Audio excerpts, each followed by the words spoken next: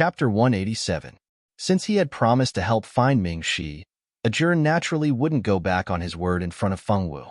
He obediently used the communication crystal to contact Elena, a permanent member of the Ming-Shi team. After learning about Ming-Shi's whereabouts from Elena, Ajur told Fengwu what he had found out. It turned out that Ming-Shi hadn't entered the virtual realm. Instead, he had brought the second-year juniors out for training. The training location wasn't particularly dangerous. After all, it was the first time the second-year fellows had gone out for training. Naturally, they wouldn't go to a place that was too dangerous.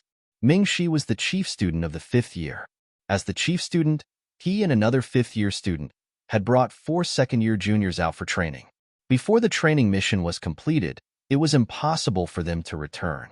Of course, it was also impossible for them to enter the virtual realm. Hearing this answer, Fengwu was disappointed. Ming-Shi had already brought the juniors out. It was already impossible for her to find Ming-Shi. Ajur looked at Fengwu's disappointed little face and felt that it was strange. If anyone who knew him knew how he felt, their jaws would definitely drop to the ground. Who was Ajur? That guy had been a little devil since he was young. Among the aristocratic youths in Yenadu, he was the most difficult one to deal with. Who knew how many people had suffered at his hands? This guy had never been soft-hearted when it came to messing with people. You must be kidding me. Xiaowu, do you want me to go to the virtual realm with you? Ajur took a deep breath and asked as if he had made up his mind. Actually, he also had a mission. As the inheritor of the 4 God Seals, his time was very tight. Now, at home, he had to complete the missions that his father had assigned him every day and constantly improve his strength. According to his father, he hoped that he would grow up to be a qualified inheritor of the Divine Seal as soon as possible and not fall behind the other 3. That way, he would be at ease. It was a pity that his father was relieved, but Ajur did not feel relieved at all. Although he could endure the high-intensity training every day, he did not have much personal time. This made Ajur, who was used to being free, feel very uncomfortable. He missed the days when he was free in school. Really? Fengwu's mood instantly turned for the better. It's true, but I can't accompany you for too long. I can only accompany you for 2 hours a day at most. Is it okay for you to play by yourself during the rest of the time? To be honest, what he was most worried about was whether Fengwu would encounter a swindler and be cheated or something. The word dumb was written all over this girl's face. It would be strange if those swindlers didn't make a move on her. No problem. Fengwu nodded seriously and said. After the two agreed, they agreed on a time to go to the ethereal plane together every day. This was Ajur's first time going to the ethereal plane. In the past, he was still young, so his family did not allow him to enter the ethereal plane to gain experience. Now that he was about the same age and he had obtained a perception stone with his own strength, naturally, no one would stop him from going to the ethereal plane. However, before he went to meet up with Fengwu, he still had one more important thing to do, and that was to leave the novice village as soon as possible. Ajur was doing missions in the novice village to level up, while Fengwu was looking for work in Xihua City. Fengwu loved to eat, so money was more important to her. In the eyes of the Fengwu girl, money was equal to food. So, if she wanted to eat, money was a must.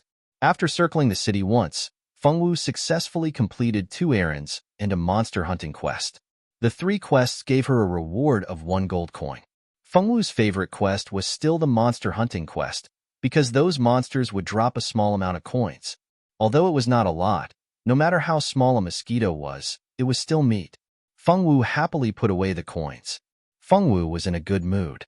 She could buy a few more buns. She was in a good mood, and the stabbing of the sword in her hand became smoother and smoother. Fengwu was currently doing a quest, and it was a bandit-type quest. Fengwu was looking for a quest on the streets when she happened to see a bandit hunting quest posted on the wall outside the city lord's mansion. The quest required her to eliminate a group of bandits outside Xihua City. At this time, Fengwu was on her way up the mountain. On this small mountain surrounded by bandits, there were more than 50 humanoid monsters guarding it. It could be said that there was a sentry every 3 steps and a sentry every 5 steps. They were keeping a close eye on her. After surveying the terrain a few times, Fengwu chose a place with fewer humanoid monsters to break through. She wanted to kill her way in alone with her sword. Unfortunately, She had just started fighting when she ran into a familiar face. Xiao Wu.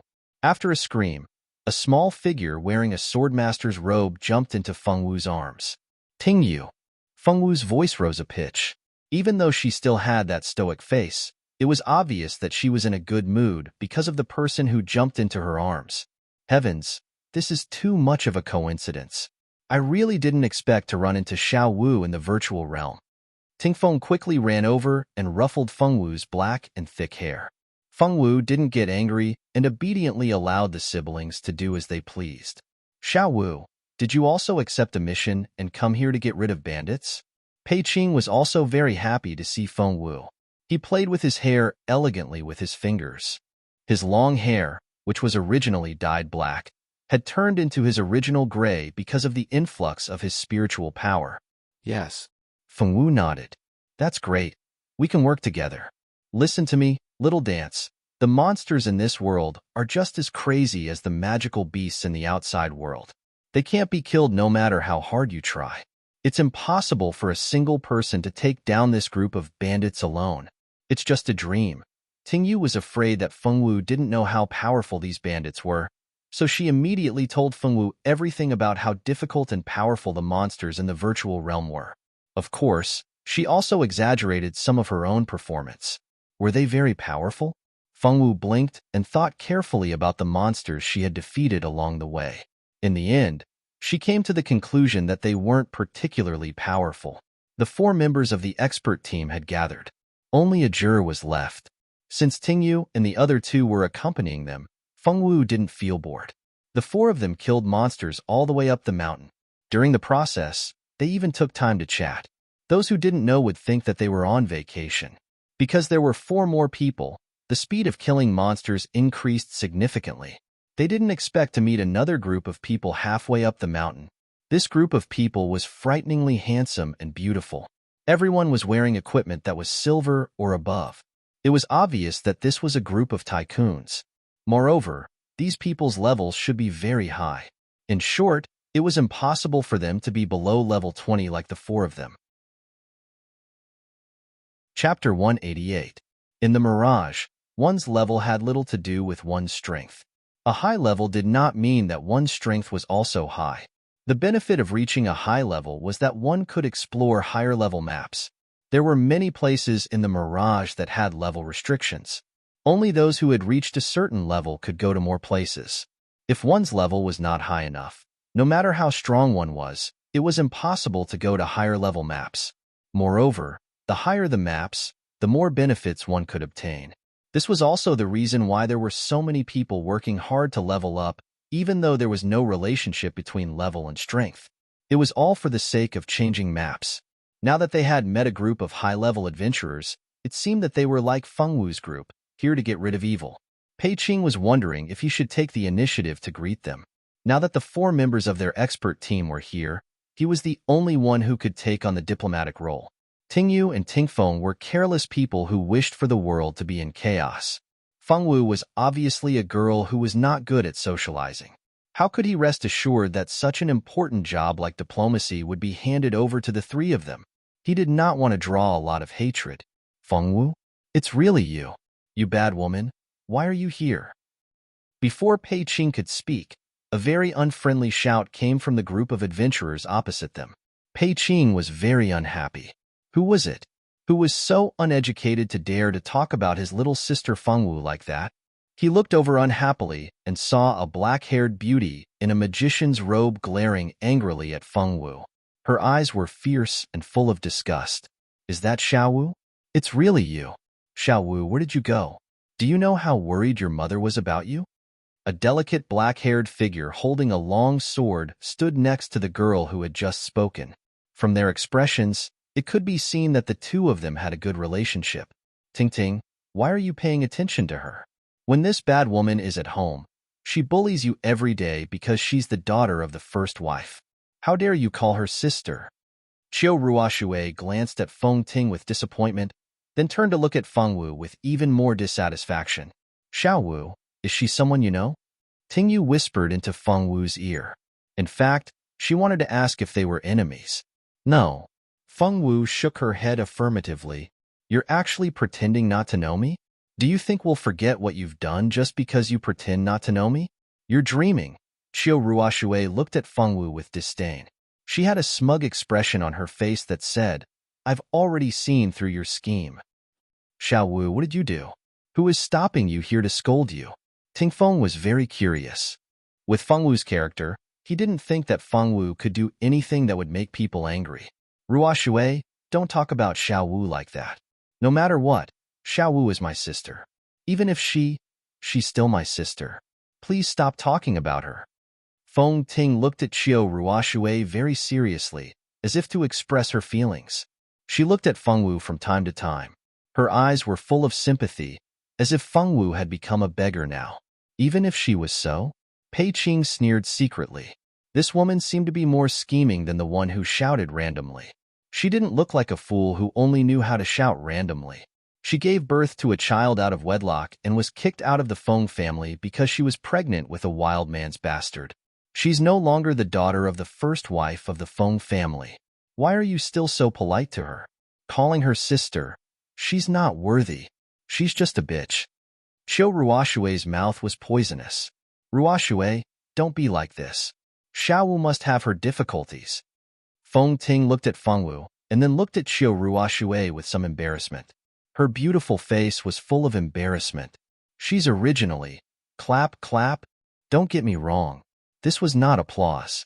As the two sounds of clapping disappeared, a black-haired girl in blue lightly flew back to Pei Qing and others. You bitch, how dare you hit me? Qiu Ruoxue screamed in disbelief. Her eyes were full of grievance and resentment. She, Qiu Ruoxue, was the treasure of the family since she was born. Since she was young, the family didn't even dare to lay a finger on her. Today, she was hit by a bitch, which made her feel wronged and deeply humiliated. Fengwu, you bad woman. You're still as bad as before. You even dare to hit Ruoxue. One of the three boys who had been standing aside and didn't speak finally spoke. Ning Fei looked at Fengwu angrily. He was very angry at Fengwu's behavior of hitting people. Fengwu was indeed a bad woman. She used to bully those girls who liked the team leader. Now, she even dared to hit the team leader's sister. She was simply too bad. Apologize to Ruoxue immediately. If you don't blame me for hitting a woman. Lu Zong also spoke angrily. If it weren't for the fact that Fengwu was an ordinary person who couldn't cultivate, he would have raised his sword and killed her out of the virtual world. Only the last man in a golden robe didn't move. His eyes were slightly lowered, and there was a flash of light in his eyes. When Qiu Ruoxue angrily rushed to provoke Fengwu because she saw her, Jinli noticed a problem. As a waste of both magic and dou qi, it was impossible for Fengwu's spiritual force to connect to the virtual world. But at this moment, she really appeared. When Qiu Ruoxue was slapped, he found a more important problem. Fengwu could slap Qiu Ruoxue, who was not weak, twice in the face when the five of them didn't have time to react. In the end, she still escaped unscathed. Although it was because they didn't set up any defense, it was enough to show that she could already cultivate and had a high strength. What happened?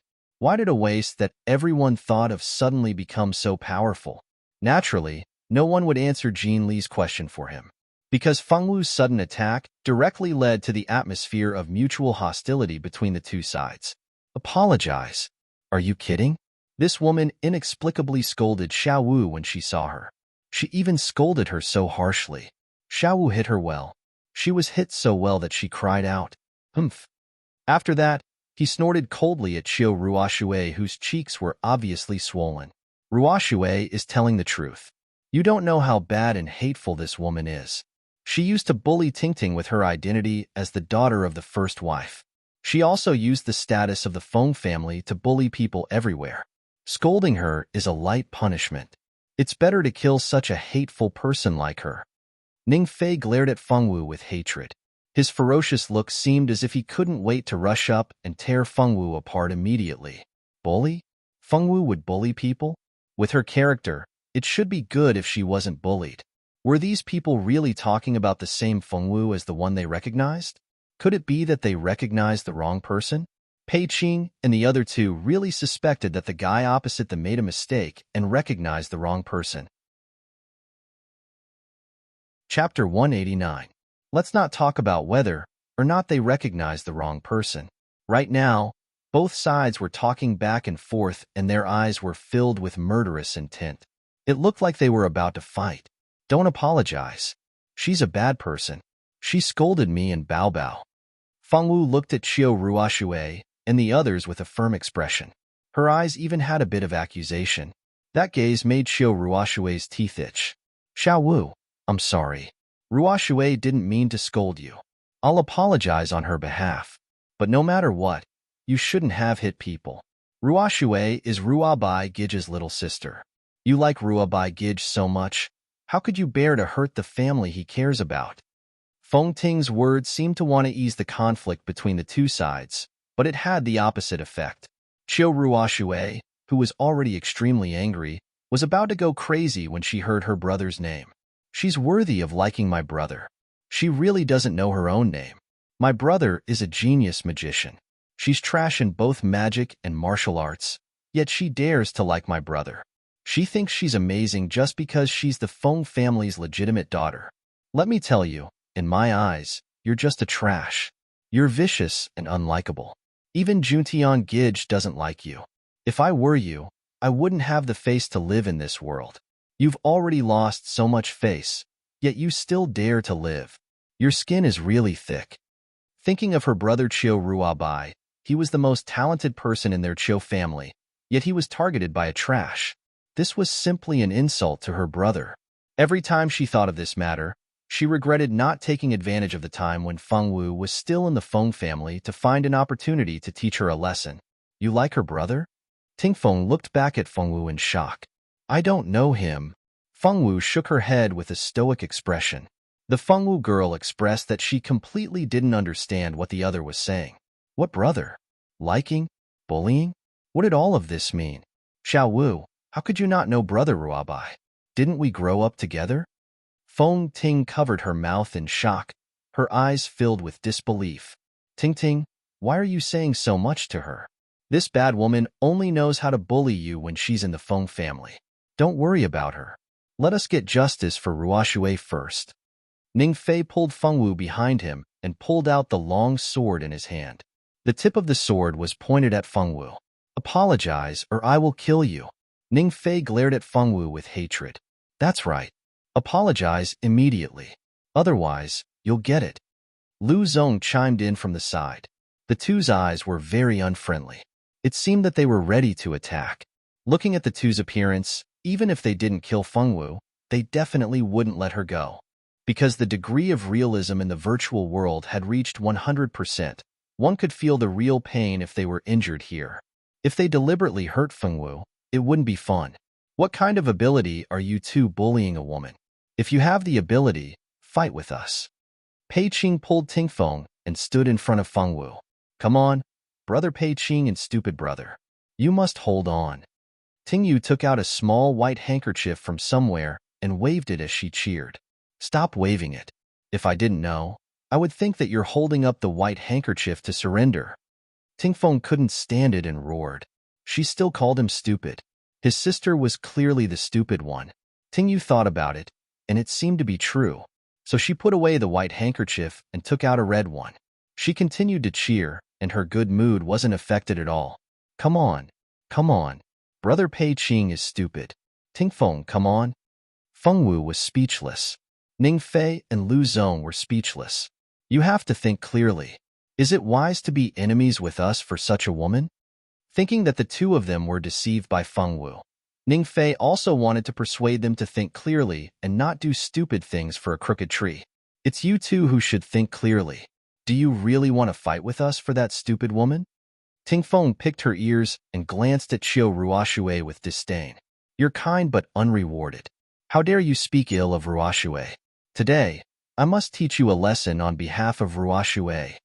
The Ning family, like the Feng family, was an aristocratic family with a 1,000-year-old inheritance. In such a family, the sword skills collected were not a small number, and their grades were not low. As the young master of the Ning family, Ning Fei's sword skills were of a very high grade. Ning Fei used the sword skill of the intermediate sword skill and used all his strength. He was determined to kill Feng Wu and others out of the virtual world. As for Feng Wu's opponent, it was actually Tingfeng. Tingfeng blocked this move with a backhand sword, and then she was entangled with Ning Fei. The two of them fought back and forth with considerable strength, which surprised the people on Qiu Ruoshui's side. They thought that these people were just nobodies that Feng Wu cheated from somewhere. They didn't expect that one of them actually had the strength equal to Ning Fei. Although Ning Fei's strength was not the highest among them, it was by no means low. Coupled with the Ning family's thousand-year-old combat experience and superb sword skills, it was completely impossible for a sword master without any foundation to win against him. But now, this young man, who was not in their eyes, had the strength to surprise them. How could this not surprise them? Feng Ting slightly lowered her eyelids, and the hand holding the sword tightened. She didn't expect that after being kicked out of the Feng family, she would still be able to make such a powerful friend. This young man was able to fight evenly with Ning Fei, so he must be a descendant of an aristocratic family. Otherwise, with the Ning family's thousand-year-old inheritance, it would be impossible for an ordinary sword master to block his attack. How could Feng Wu's luck be so good? Thinking about herself, in order to obtain Feng Juentian's love and Qiu Ruobai's friendship, she schemed everywhere, deliberately angering Feng Wu many times to raise her own image. It wasn't easy to make everyone think that she was a girl who constantly strived to improve herself. Even if she was suppressed by her jealous sister, she was still a strong and hard-working girl. In order to obtain Qiu Ruobai's good impression, she even tried every possible means to become friends with the bad-tempered Qiu Ruoshui, enduring her bad temper everywhere. She did so much. Wasn't it just to replace Feng Wu's position? When Feng Wu unexpectedly got pregnant, she thought that Feng Wu was dead for sure. Grandfather didn't like her, and her father didn't put much thought into her. Her mother was also a person made of water who only knew how to cry every day. Feng Juntian also didn't have much sibling affection for her. She thought that Feng Wu's death was a foregone conclusion. She never thought that the entire Feng family would plead for Feng Wu with her grandfather, and in the end, Feng Wu would die. Although Feng Wu was sent away, as long as Madame Lan was still here, Feng Wu still had a chance to come back. She couldn't touch Madame Lan, but Feng Wu had to die. As long as she died, she could become the Feng family's only young miss and no longer have to live a lowly life as a concubine's daughter. Chapter 190. She finally followed the people her grandfather sent and found the village where Feng Wu was. After Qinglian and the others left, she bribed a group of fierce bandits to rob the village. She thought Feng Wu was dead this time. She didn't expect to hear from her grandfather that Feng Wu was still alive. How could her life be so tough? She escaped death twice. Now, not only was she alive, but she also knew a few friends who didn't seem to be simple. Why could Feng Wu get what she wanted so easily, but she had to scheme everywhere? Was it just because Feng Wu was the daughter of the first wife? She refused to accept it. Except for being the daughter of the first wife, she was inferior to Feng Wu in every aspect. She would not lose to Feng Wu. Feng Wu, as long as I, Feng Ting, am alive, you can forget about returning to the Feng family. Don't even think about it in this lifetime. Qiu Ruoshui and the others didn't know that the strong and independent girl in their eyes had such deep hatred in her heart. All their attention was now attracted by the two people who were fighting. Lu Ning saw that the two were in a stalemate. He pulled out his sword and wanted to rush over to help. Unfortunately, he was stopped by a magic staff when he just gathered his duki and rushed over. Don't mess around. Your opponent is me. Pei Qing had long been on guard against someone coming to help. The moment he saw Lu Zong make a move, he had already held his magic staff in his hand. You're courting death. Lu Zong naturally wouldn't be polite to Pei Qing. He slashed his sword at Pei Qing without mercy. If he was hit, he would be directly killed out of the virtual world. The sword was very fast. The Lu family's swordsmanship had always been famous for its speed.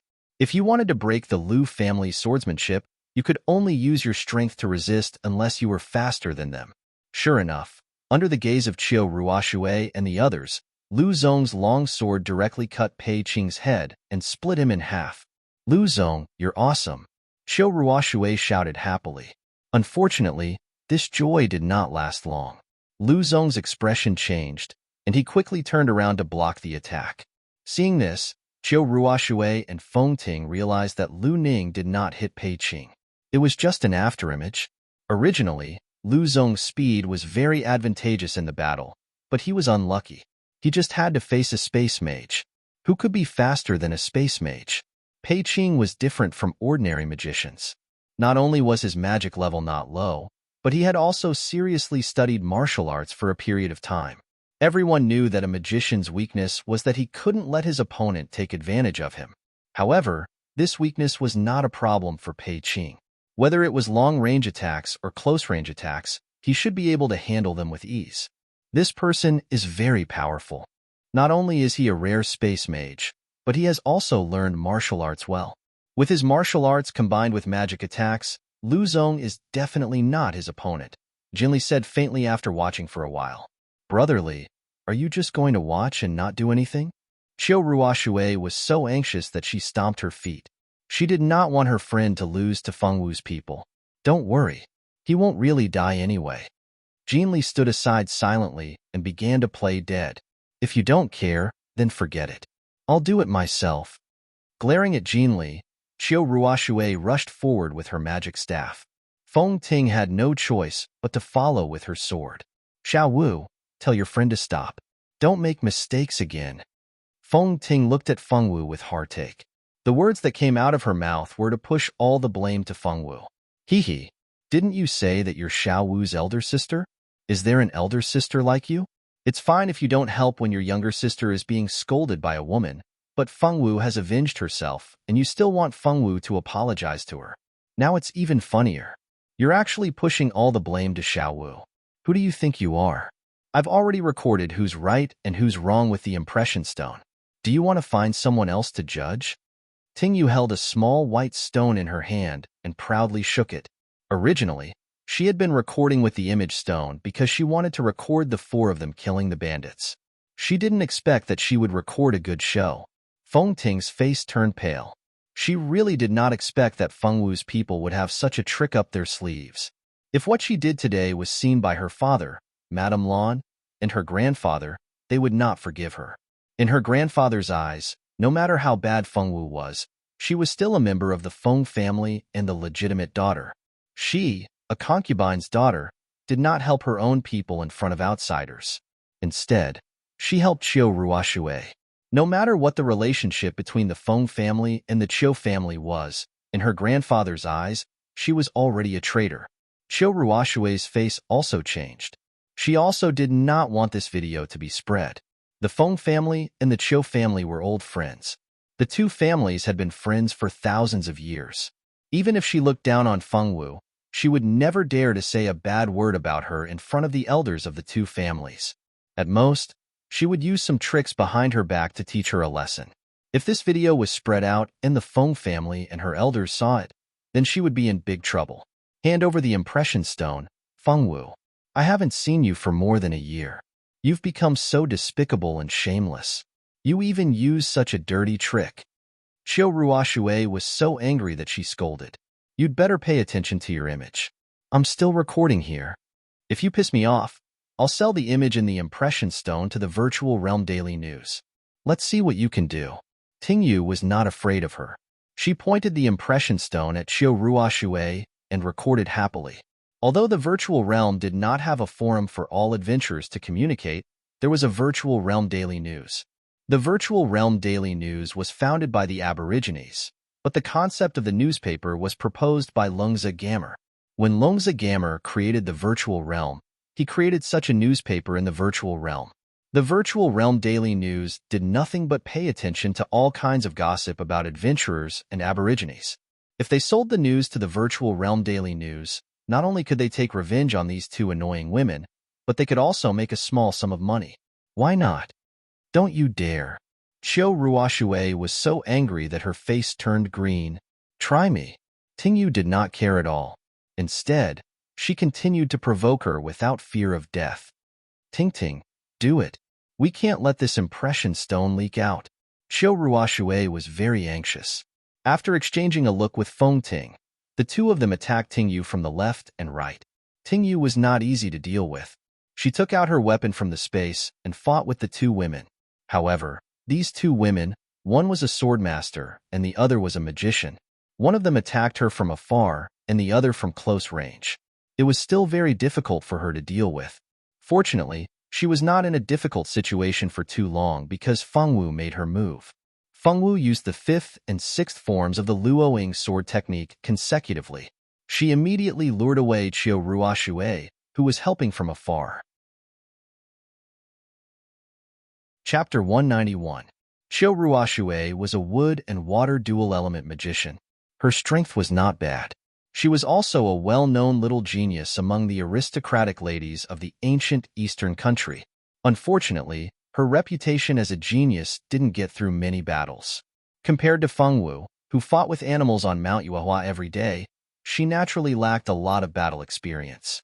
Everyone on the continent knew that most magicians had small long-range abilities. Once someone got close to them, they wouldn't be able to use any tricks no matter how many tricks they had. Originally, a magician wouldn't let someone get close to them so easily. However, Qiu Ruoshui didn't put Fengwu in her eyes. In her eyes, Fengwu was a good-for-nothing in both magic and qi. If Qiu Ruoshui was born on Earth in the 21st world, she would definitely know a phrase called the counterattack of a good-for-nothing. Unfortunately, this girl didn't know. It didn't matter if she didn't know. However, this girl thought highly of herself and despised Fengwu's predecessor from the bottom of her heart. In the end, this girl didn't think that Fengwu would pose any threat to her, so she didn't put up any defense against Fengwu at all. With Fengwu's 2 consecutive sword moves, the magic staff in Qiu Ruoshui's hand was easily sent flying. This simply stunned everyone's eyes. The people on Qiu Ruoshui's side didn't expect that a good-for-nothing in both magic and qi could defeat Qiu Ruoshui.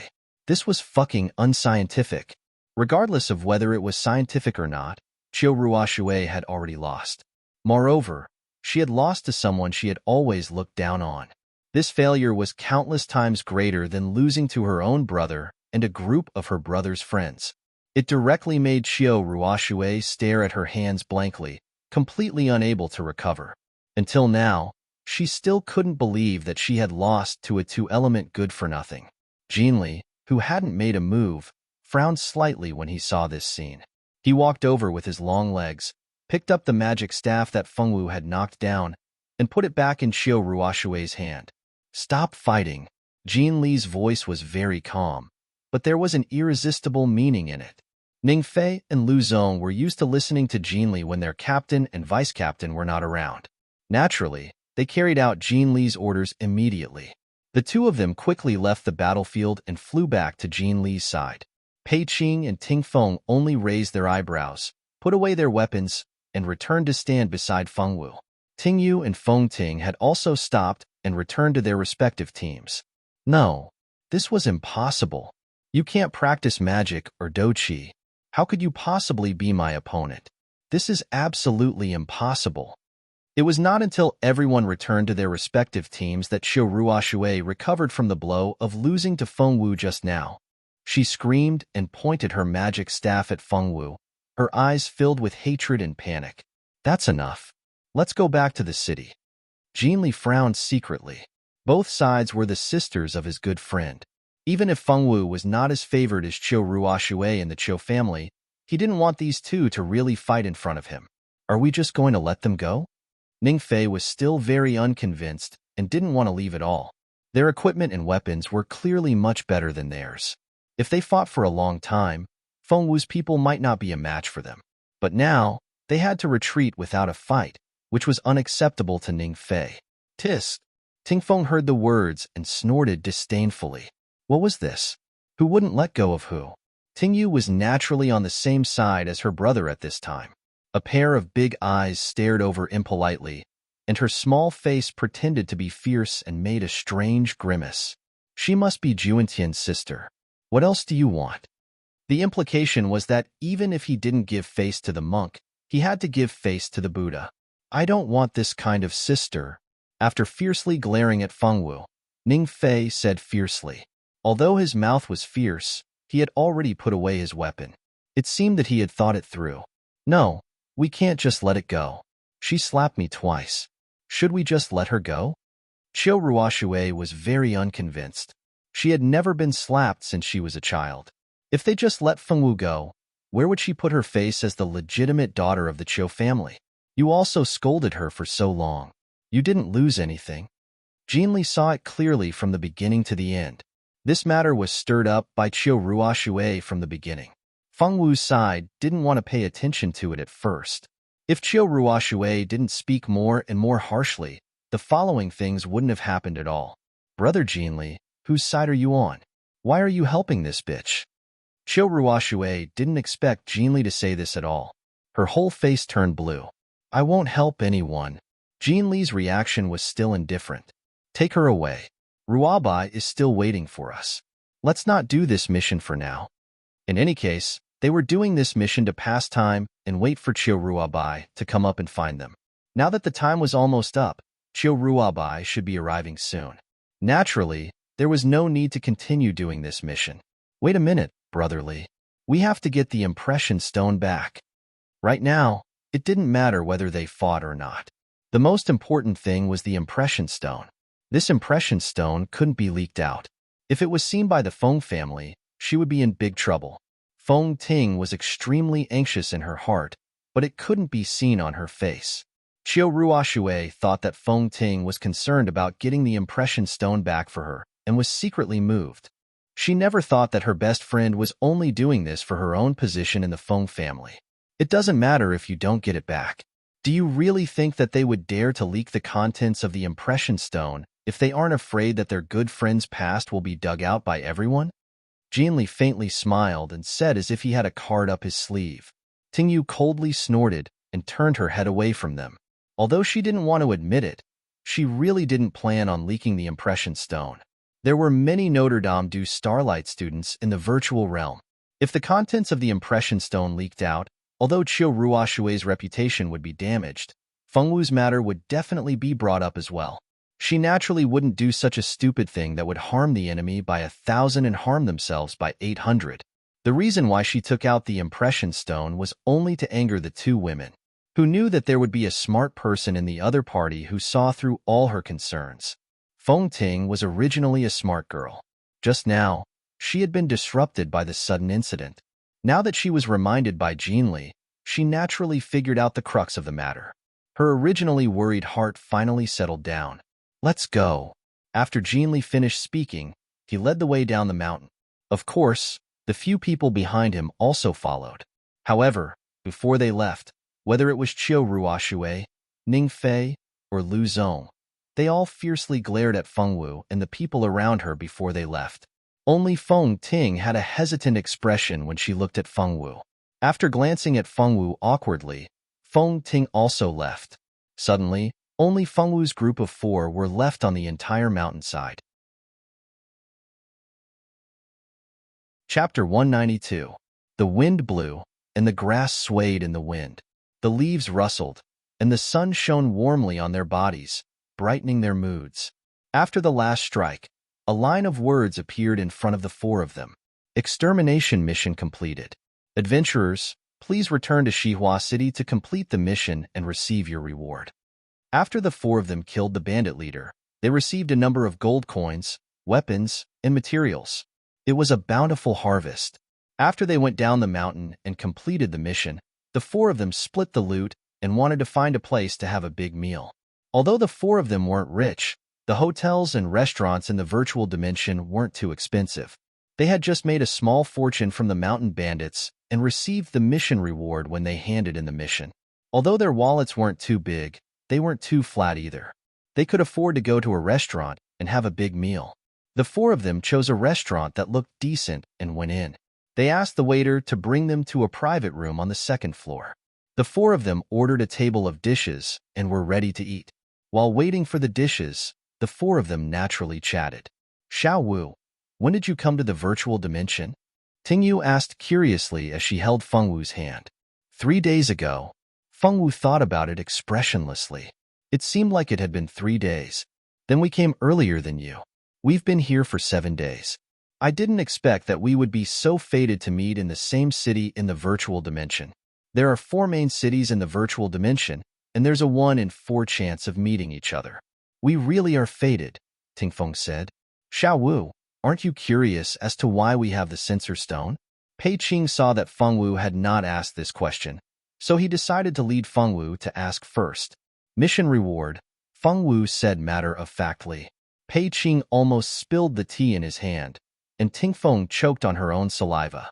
Tingyu's jaw almost fell to the ground. The three of them looked at Feng Wu in disbelief. When did Feng Wu have the ability to predict the future? They hadn't seen each other for a while, but she knew so clearly what they hadn't talked about. This was too godly.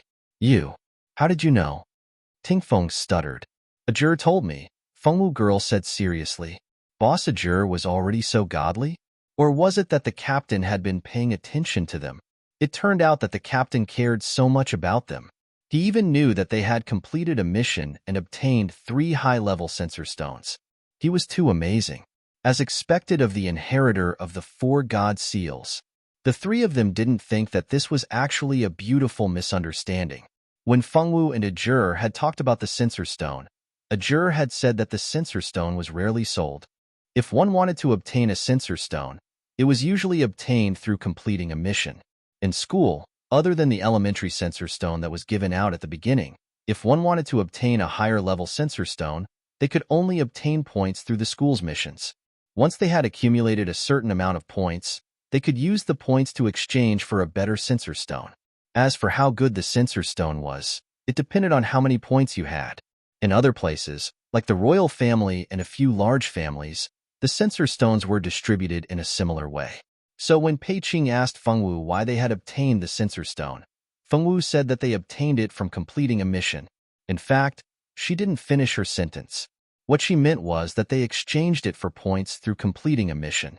Because Feng Wu didn't explain clearly, Pei Qing and the others misunderstood.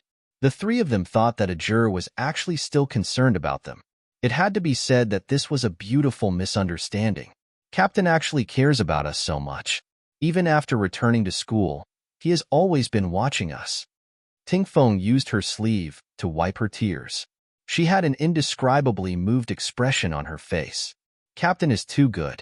If we knew that he was so concerned about us, we would have gone to Notre Dame du Starlight to see him early on. Tingyu also pretended to be moved. I used to think that Captain didn't want to pay attention to us. It turns out that I misunderstood him. Pei Qing had an expression of "I was wrong" on his face as he lowered his head and repented. Feng Wu, what happened? Just then, the dishes were served. A large table of fish and meat was laid out on the table. The four of them chatted while eating and soon forgot about Ajur. Xiao Wu, let me tell you, we were really lucky this time. Grand Duke Arnold's grandson actually went missing. He used 3 high-grade Censor Stones as a reward to post a mission in the Adventurers Guild. At the time, there were hundreds of people who accepted this mission. We were really lucky. We actually met the human trafficker who kidnapped Grand Duke Arnold's grandson. That person wasn't very skilled and was sent flying by my idiot brother with a kick. That human trafficker was also unlucky. He confessed that he was just an ordinary person.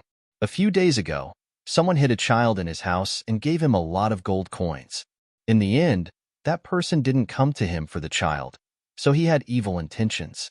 He wanted to sell the child for a sum of money.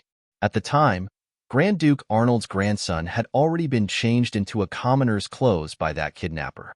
That's why the person who wanted to sell the child thought that it was just an ordinary child. If he knew that it was Grand Duke Arnold's grandson, he wouldn't have dared to do that even if he had 10 guts. After that, we easily rescued the child and even received 3 Censor Stones as a reward. Aren't we very lucky? The three of them spoke one after another about how they obtained the Censor Stones. Feng Wu listened quietly as she ate, nodding her head from time to time. After the meal, Tingfeng and the other 2 left the ethereal realm because they had other matters to attend to. Feng Wu, on the other hand, continued to wander around the ethereal realm. After a round, she ran out of the city to look for trouble with those humanoid monsters. Compared to beast-shaped monsters, Feng Wu preferred humanoid monsters because beast-shaped monsters reminded her of her animal friends. She didn't think too much about humanoid monsters and didn't hesitate to kill them. Her efficiency was much higher than killing beast-shaped monsters. That girl is so powerful. She can actually kill so many humanoid monsters by herself. Not far away from Fengwu, 2 boys and 3 girls happened to be looking in Fengwu's direction. One of the girls even pointed at Fengwu and exclaimed in surprise. The 3 girls were second-year students in the Notre Dame du Starlight's pharmacy department. They didn't have strong combat abilities, so the first thing they did after arriving in the ethereal plane was to find some strong men for them to rely on. The 3 of them were originally beauties, and with the Notre Dame du Starlight signboard, they actually found some spendthrifts who were willing to help them level up. Chapter 193. The 2 boys behind them were attracted by their status as Notre Dame du Starlight students and their beauty. What's so great about her? She's at least 30 years old. It's not strange for her to have such strength at such an age, another girl said with jealousy and disdain. I don't think so. She looks like she's only in her teens, the last girl said weakly. You idiot. Can't she use a prop? There are many props in the virtual world that can change one's appearance. I don't believe that a girl in her teens can fight so many humanoid monsters alone. Don't underestimate a woman's jealousy. Some women hated someone for no reason. Stan, do you think that person used a prop?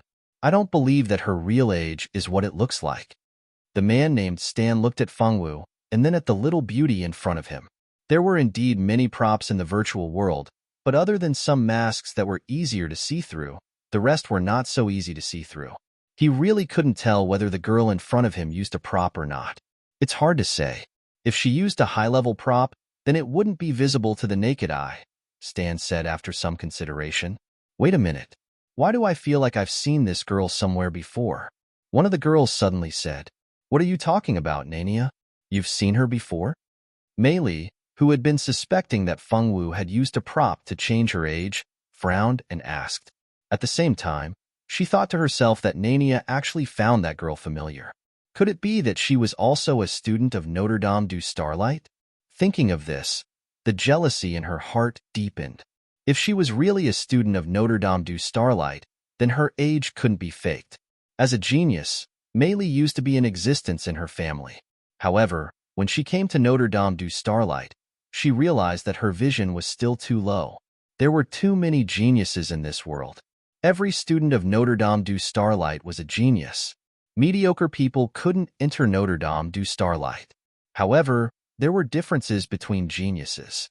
For example, after entering Notre Dame du Starlight, Mei Li was reduced to an ordinary person. Only those who surpassed most people could still maintain their genius title. Probably because she couldn't keep her title as a genius, she didn't know when it started, but Mei Li started to dislike those who had better talent than her. Even if she was a girl, if someone had better talent than her, she would always think of ways to mess with them. All of the genius girls that Mei Li had taken a fancy to had their reputations ruined by her. Outside, there were rumors that those girls bullied others and looked down on other students because of their talent. Only a small number of people knew that all of this was an illusion created by Mei Li and her little friends. Could she be from our school? Marcy asked doubtfully, coincidentally voicing out the suspicions in Mei Li's heart. The only 2 men present had the same expression as they kept their mouths shut. They were also curious about the girl's identity. Although powerful girls were not rare in the Mirage, it was rare to see such a young age. I remember now. Isn't she that Fengwu? Nania slapped her head and finally remembered Fengwu's identity. Fengwu? It's that Fengwu. It can't be. The 3 of us are so lucky to be able to meet her even though the Mirage is so big. It really is her. I've seen her from afar once before. If Nania hadn't mentioned it, I would have almost forgotten that there was such a person. Is she really your classmate? The boy named Shurdan curiously approached the 3 of them and asked. She's also a second year? Another boy named Saiban was also curious about this question. Mei Li snorted coldly and glanced at the 2 boys who asked the question. Where did such a shameless woman come from in our second year? This woman is in her first year, a new student who just entered this year. So she's a freshman, but she's really amazing. A freshman with such strength. I'm afraid that she's definitely one of the best among the freshmen. No wonder you all know her.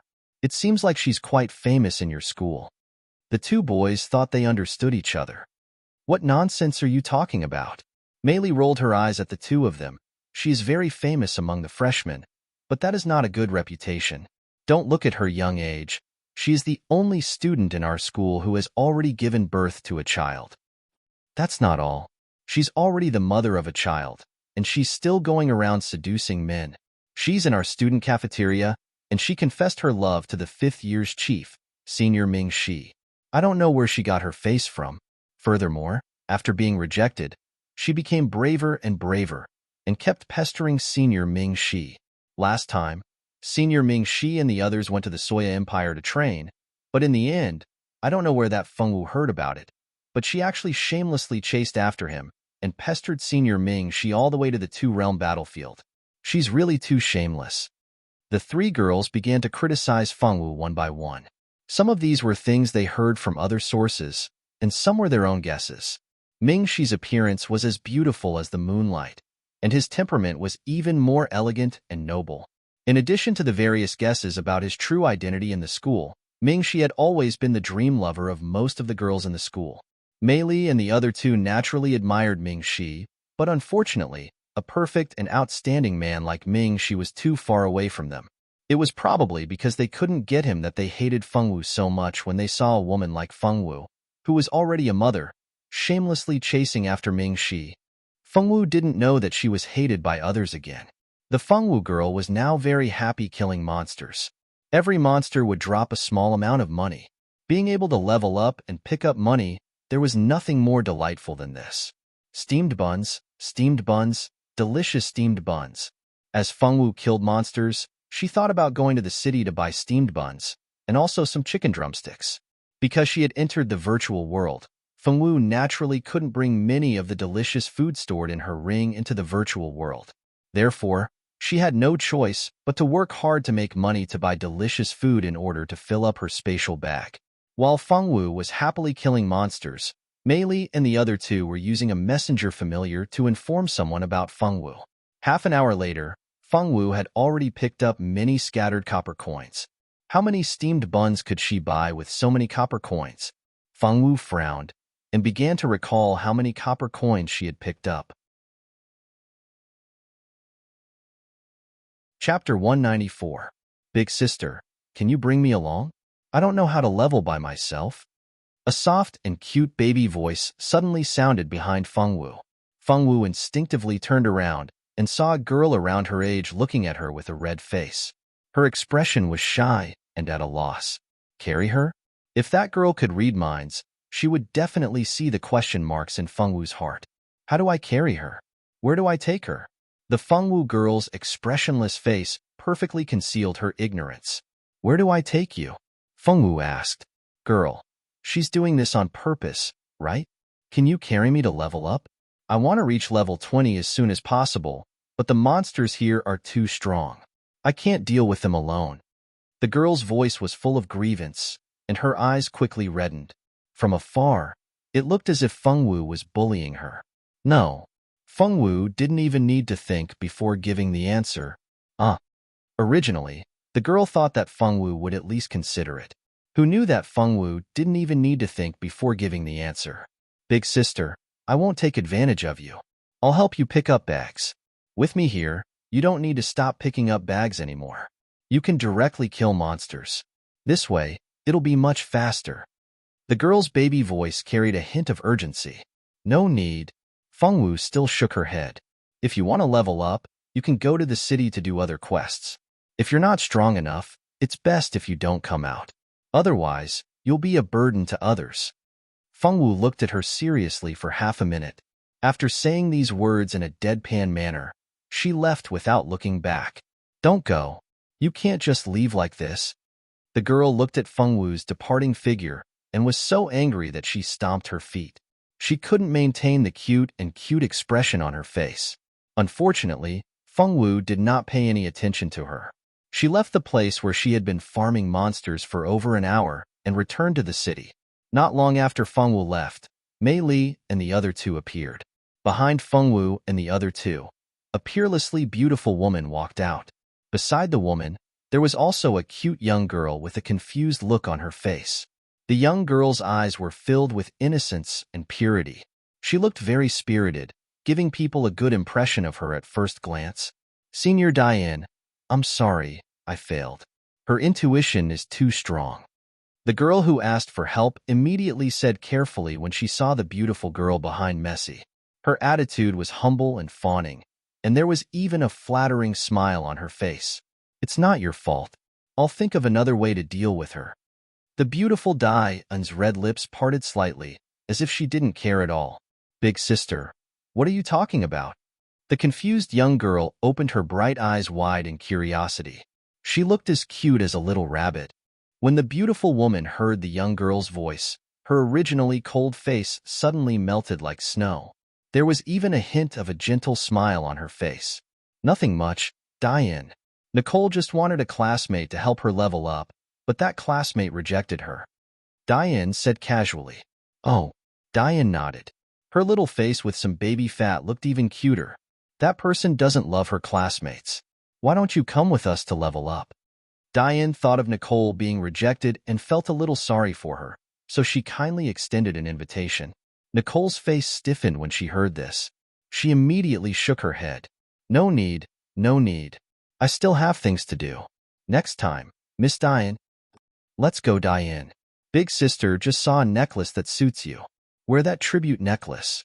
The next time you see Ming Shi, you'll definitely charm him to death. Diane teased. Big sister, I'm not talking to you anymore. Diane shyly stomped her foot and ran away with a red face. You did well this time. These 3 pieces of silver equipment are your reward. With a wave of Diane's hand, 3 silver staffs flew out and were delivered to Mei Li and the other 2. Thank you, Senior Diane. The 3 of them happily accepted Diane's reward, their faces filled with excitement. Nicole, try to get close to him again. If you still can't succeed, come find me again. After Diane finished speaking, she chased after her younger sister and left. Fengwu was completely unaware of what had happened after she left. Not long after she returned to Huaxi City, a juror came to the Mirage. Surprisingly, other than a juror, Elena was also there. Fengwu, big sister hasn't seen you in a while. You're getting cuter and cuter. As soon as Elena saw Fengwu, she rushed up to Fengwu and gave her a bear hug. Those well-developed breasts buried Fengwu's entire face. Fengwu's face was flushed red, and she looked a little pitiful. In the end, a juror couldn't stand it anymore and rescued her. Senior Elena, please don't bully Xiaowu. A juror didn't hesitate to save Fengwu, and he even scolded his senior sister for her insolence. Stingy. Elena snorted softly, but didn't say anything. She just pulled Fengwu's hand, and the 3 of them walked into a decent-looking restaurant, ready to eat and catch up. Xiaowu, you have to be careful when you're alone. Although the Mirage isn't a real world, there are still many dangers for us. In this world, if we're injured by the same adventurer, we'll be forced out of the Mirage, and our spirit will be greatly damaged. When that happens, even if we have spirit recovery potions, it'll take a long time for our spirit to recover. You have to be careful. Don't be so gullible as to believe what others say. If someone asks you for money or something, don't give it to them, okay? They're not good people. As Elena had a good impression of Fengwu, she couldn't wait to pass on some of her experiences to Fengwu as soon as she sat down. Fengwu sat next to Elena obediently. Elena was in charge of talking, and she was in charge of nodding. A juror asked Fengwu about her experiences in the Mirage. Fengwu didn't hide anything and told the juror everything that had happened. From meeting the other members of the expert team, to meeting that strange group of people, to a strange person who ran out not long ago and asked to be taken along, she told him everything that she could. Pei Qing and the others are here, too. They even got an advanced sensory stone. They're really fucking lucky. The juror thought that he wouldn't be able to hear news about Pei Qing and the others for a while. He didn't expect news about them to come so quickly. Do you know who those people are? They dared to cause trouble for Fengwu and even dared to attack her. No matter who they were, he would definitely teach them a lesson. A juror swore to himself. At this moment, Qiu Ruoxue, who was crying to her brother, suddenly shivered. What's going on? Her back was cold. Chapter 195. Fengwu shook her head innocently. I don't know them. I don't like them. Fengwu's animal instincts told her that she did not have a good impression of them. Got it, a juror sneered. Tell me if you see them again. I'll help them loosen their muscles. Feng Wu nodded obediently, indicating that she would do as she was told. Xiao Wu, if someone asks you to carry their level in the future, you mustn't agree. Our main goal in the Mirage is to train ourselves. If you carry them, you won't be helping them. Instead, you'll be hindering their development, Elena said worriedly to Feng Wu. I know. I won't carry them, Feng Wu said. Oh, right. Why didn't you carry that girl? Since when did Feng Wu become so smart? She actually knew how to reject other people's attempts to take advantage of her. Elena was pleased to see that Feng Wu had grown a lot after not seeing her for a while. However, she soon realized that she was overthinking things. The Feng Wu girl was still the same girl. She had not grown at all. Big brother Pei Qing said that we didn't come to the Mirage to play. We're here to train. If we want to become stronger, we have to rely on ourselves. We can't rely on others, and we can't let others rely on us, Feng Wu said honestly after thinking about it. In reality, Pei Qing had not said all this because he had such high awareness. Instead, he was afraid that Feng Wu girl would be taken advantage of when they were not around. That would be very bad. That was why he had said all this in advance. He did not want others to see Feng Wu's naivety and take advantage of her. Pei Qing himself probably did not expect that his words would be effective so quickly. He had even helped Feng Wu avoid a plot against her. Elena and Ajur did not expect that Feng Wu had suddenly become so smart because Pei Qing had already spoken to her. The two of them simultaneously gave Pei Qing a thumbs up in their hearts. This guy was quite reliable sometimes. Elena did not stay in the Mirage for too long. She left after meeting Feng Wu and the others for a meal. Just as Pei Qing had said, they still had to rely on themselves to train in the Mirage. So, Elena did not plan to help them level up. That would not fulfill their purpose. Ajur stayed behind and brought Feng Wu to fight monsters. Since he knew that Feng Wu liked small animals and preferred fighting humanoid monsters over animal monsters, Ajur directly brought Feng Wu to a place with more humanoid monsters. The monsters in the virtual realm didn't have any intelligence. They were only endowed with fighting instincts. All their actions were controlled by the master god of this world. Feng Wu and the others didn't feel guilty about killing humans when they fought. It was just that this world was too realistic. The strength of the humanoid monsters ranged from beginner swordmaster to advanced swordmaster. It was no different from fighting people in the outside world. In this world, it was not easy to fight 10 humanoid monsters at once, unless you had super strength that surpassed everyone else. This was also why Mei Li and the others felt disbelief and jealousy when they saw Feng Wu sweeping through so many humanoid monsters. Ajur and Feng Wu's levels were still low, so they could not go to high-level maps. They could only level up in this beginner's map. The levels of the monsters in the beginner's map were not high. Moreover, for people of Feng Wu and Ajur's strength, they were not difficult to fight. However, there was no training effect. If they really wanted to improve their strength in battle, they could only go to higher-level maps and fight with stronger opponents. Feng Wu and Ajur had always been good friends. Ajur even treated Feng Wu as his own child. So, when the two of them fought monsters, their efficiency was very high. Their experience rose rapidly. At this rate, it would not be long before they could unlock a new map. In the Mirage, players would be able to enter a new map every 10 levels. The real experts had already gathered in the high-level maps. Those who would hang around in these small maps were not the best of the best. With entering a new map as their goal, the two of them quickly spent an hour grinding monsters, earning a lot of experience. If they continued at this rate, they might be able to enter a new level 20 map very quickly. Unfortunately, perhaps the heavens did not want them to live too peacefully. They had actually arranged for 2 people to disturb their leveling journey. Big Sis, so you're here. That's great. Nicole has met Big Sis again. Big Sis, do you want to level up with Nicole?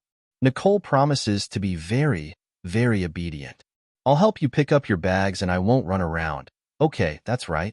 The person who suddenly appeared and acted cute towards Feng Wu was Nicole, who had been pestering Feng Wu not long ago.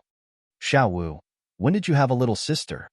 Ajur's lips curled into a sneer as he asked in a seemingly casual manner.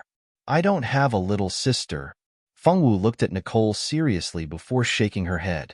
Isn't she your big sister? The man who came with Nicole was clearly of a rather high level. He was at least level 20. As they were unable to use inspect on someone who was 10 levels higher than them, Fengwu and Ajur were naturally unable to determine the level of this man who came with the woman who called herself Nicole. At that moment, the man, who seemed to be of a higher level, was looking at Nicole and Fengwu in confusion. His rugged face was filled with confusion. He did not seem to understand why one of them kept calling Nicole Big Sis, while the other refused to admit that they were sisters. Big brother. Are you saying that if I call you Big Brother now, you'll really become my big brother? Ajur sent a humanoid monster flying with a kick as it tried to ambush him. That makes sense. The boorish man nodded. He actually seemed to agree. He recalled that the girl in front of him also seemed to call him Big Brother. It seemed that Nicole and her black-haired sister really were not related by blood. Nicole did not expect that the helper she had found would not help her at this crucial moment. Instead, he was dragging her down. She secretly gritted her teeth. If she had known this would happen, she would not have brought such an idiot along. If it weren't for the fact that he was the highest-leveled person she knew, she would not have bothered with this kind of man who was not handsome at all. Nicole was a standard beauty lover. She was only interested in good-looking men. Big sis, can you grind with us? Big brother Anston is really strong. With him around, we can level up even faster. Nicole looked at Fengwu eagerly, her eyes flashing with a glimmer that made one unable to refuse. This is Big Brother Anston, right? You don't mind bringing us 2 burdens? Ajur raised his eyebrows. This Anston was clearly an expert. Why would such a person want to help a smurf level up? You don't have to be so humble. I already saw your strength from afar. When I was your age, I did not have such skills. How can this kind of strength be called a burden? Anston waved his hand, looking at Fengwu and Ajur with a hint of admiration. Chapter 196. Nicole's expression changed slightly. She didn't bring Anston here to make friends with them. Since no one has any objections, then it's settled. The 4 of us will level up together. With Big Brother Anston leading us, we'll be able to reach level 20 in no time. Nicole looked into the distance with a yearning look. Ajur didn't say anything else, tacitly agreeing to Nicole's suggestion. This Nicole had always wanted to get close to Fengwu. He wanted to see what this woman was up to. Don't think that you'll be fine just because you have an expert with you. If you piss me off, I'll teach you a lesson. Anston was indeed an expert. He killed the monsters cleanly, without the slightest bit of sloppiness. It was obvious that he was a veteran of the battlefield. Anston was indeed a veteran of the battlefield. He was originally a freelance mercenary and had always completed various missions alone. He was considered a relatively famous figure in the freelance mercenary world. Because he was a loner, he had encountered several life-threatening situations when entering and exiting dangerous places. In these dangerous situations, Anston's strength and combat awareness had improved significantly. Fengwu and Ajur naturally didn't object to the addition of such an expert. However, they really didn't know what Nicole was doing in the virtual realm. After joining with Anston, she didn't do anything other than pick up items. Occasionally, she would be chased by monsters and had to be rescued by Anston several times. Ajur was speechless about that woman. Such a stupid woman really opened his eyes. In his opinion, even Eve and Rika, whom he didn't think highly of, were better than this woman. At the very least, no matter how bad their personalities were, they still knew how to help when it was necessary. They wouldn't be like this, always thinking of others to protect them. After fiercely despising Nicole in his heart, Ajur took the fruit from Anston. There wasn't much edible meat in this small map made up of humanoid monsters. Even Anston, the oldest brother, could only find some fruit for Fengwu and the others to eat. Although he didn't want to admit it, this guy called Anston had a good character.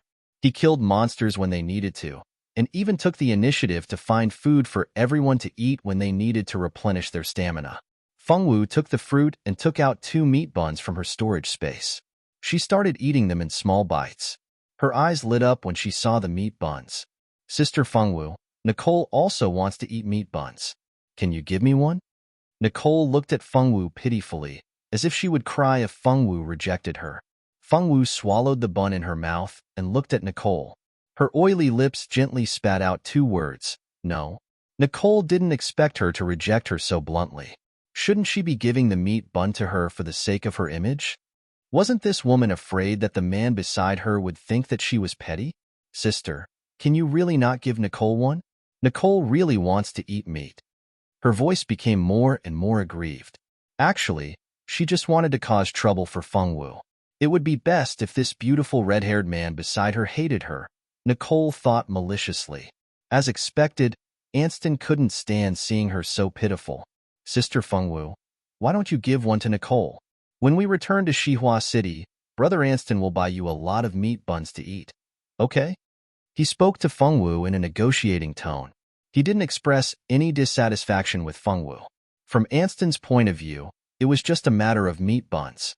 Unfortunately, before Anston could finish, the last meat bun was eaten by Fengwu. Don't underestimate Fengwu's eating speed. Nicole and Anston were speechless. Brother Anston, I really want to eat meat. Nicole acted coquettishly and stared at Fengwu accusingly. Anston was having a headache, but he couldn't bear to disappoint a gentle girl like Nicole. He could only look up at Fengwu, hoping that she would take out another meat bun. You really want to eat meat that much? Fengwu ignored Anston's gaze and looked at Nicole seriously. I really want to eat. Nicole pouted, her voice filled with unspeakable grievance. I know. Fengwu slowly got up and walked to the side of a humanoid monster. She killed it with a single slash of her sword. Nicole smiled triumphantly in her heart. Brother Ajur, does Sister Fengwu hate me? Nicole didn't do it on purpose. Can you help me explain to Sister? If worse comes to worst, Nicole won't eat meat. A pair of beautiful eyes stared at Ajur pitifully, looking extremely wronged. Nicole always knew how to use her looks to her advantage. She had completed an extremely difficult chain mission to obtain a permanent disguise item. She had created such an adorable and invincible face for herself. She knew all too well which expression of hers could arouse a man's pity the most. Ajur ate his fruit in silence, ignoring Nicole. Anston coughed awkwardly and took big bites of the apple in his hand. Huh, what is Sister Fengwu doing? Nicole suddenly realized that Fengwu was squatting beside the corpse of a humanoid monster. She was holding a short sword and waving it around. No matter how she looked at it, it was very strange. Ajur and Anston heard her and turned to look. Sure enough, they saw Fengwu squatting beside a corpse. They didn't know what she was doing. Sister Fengwu, don't be angry.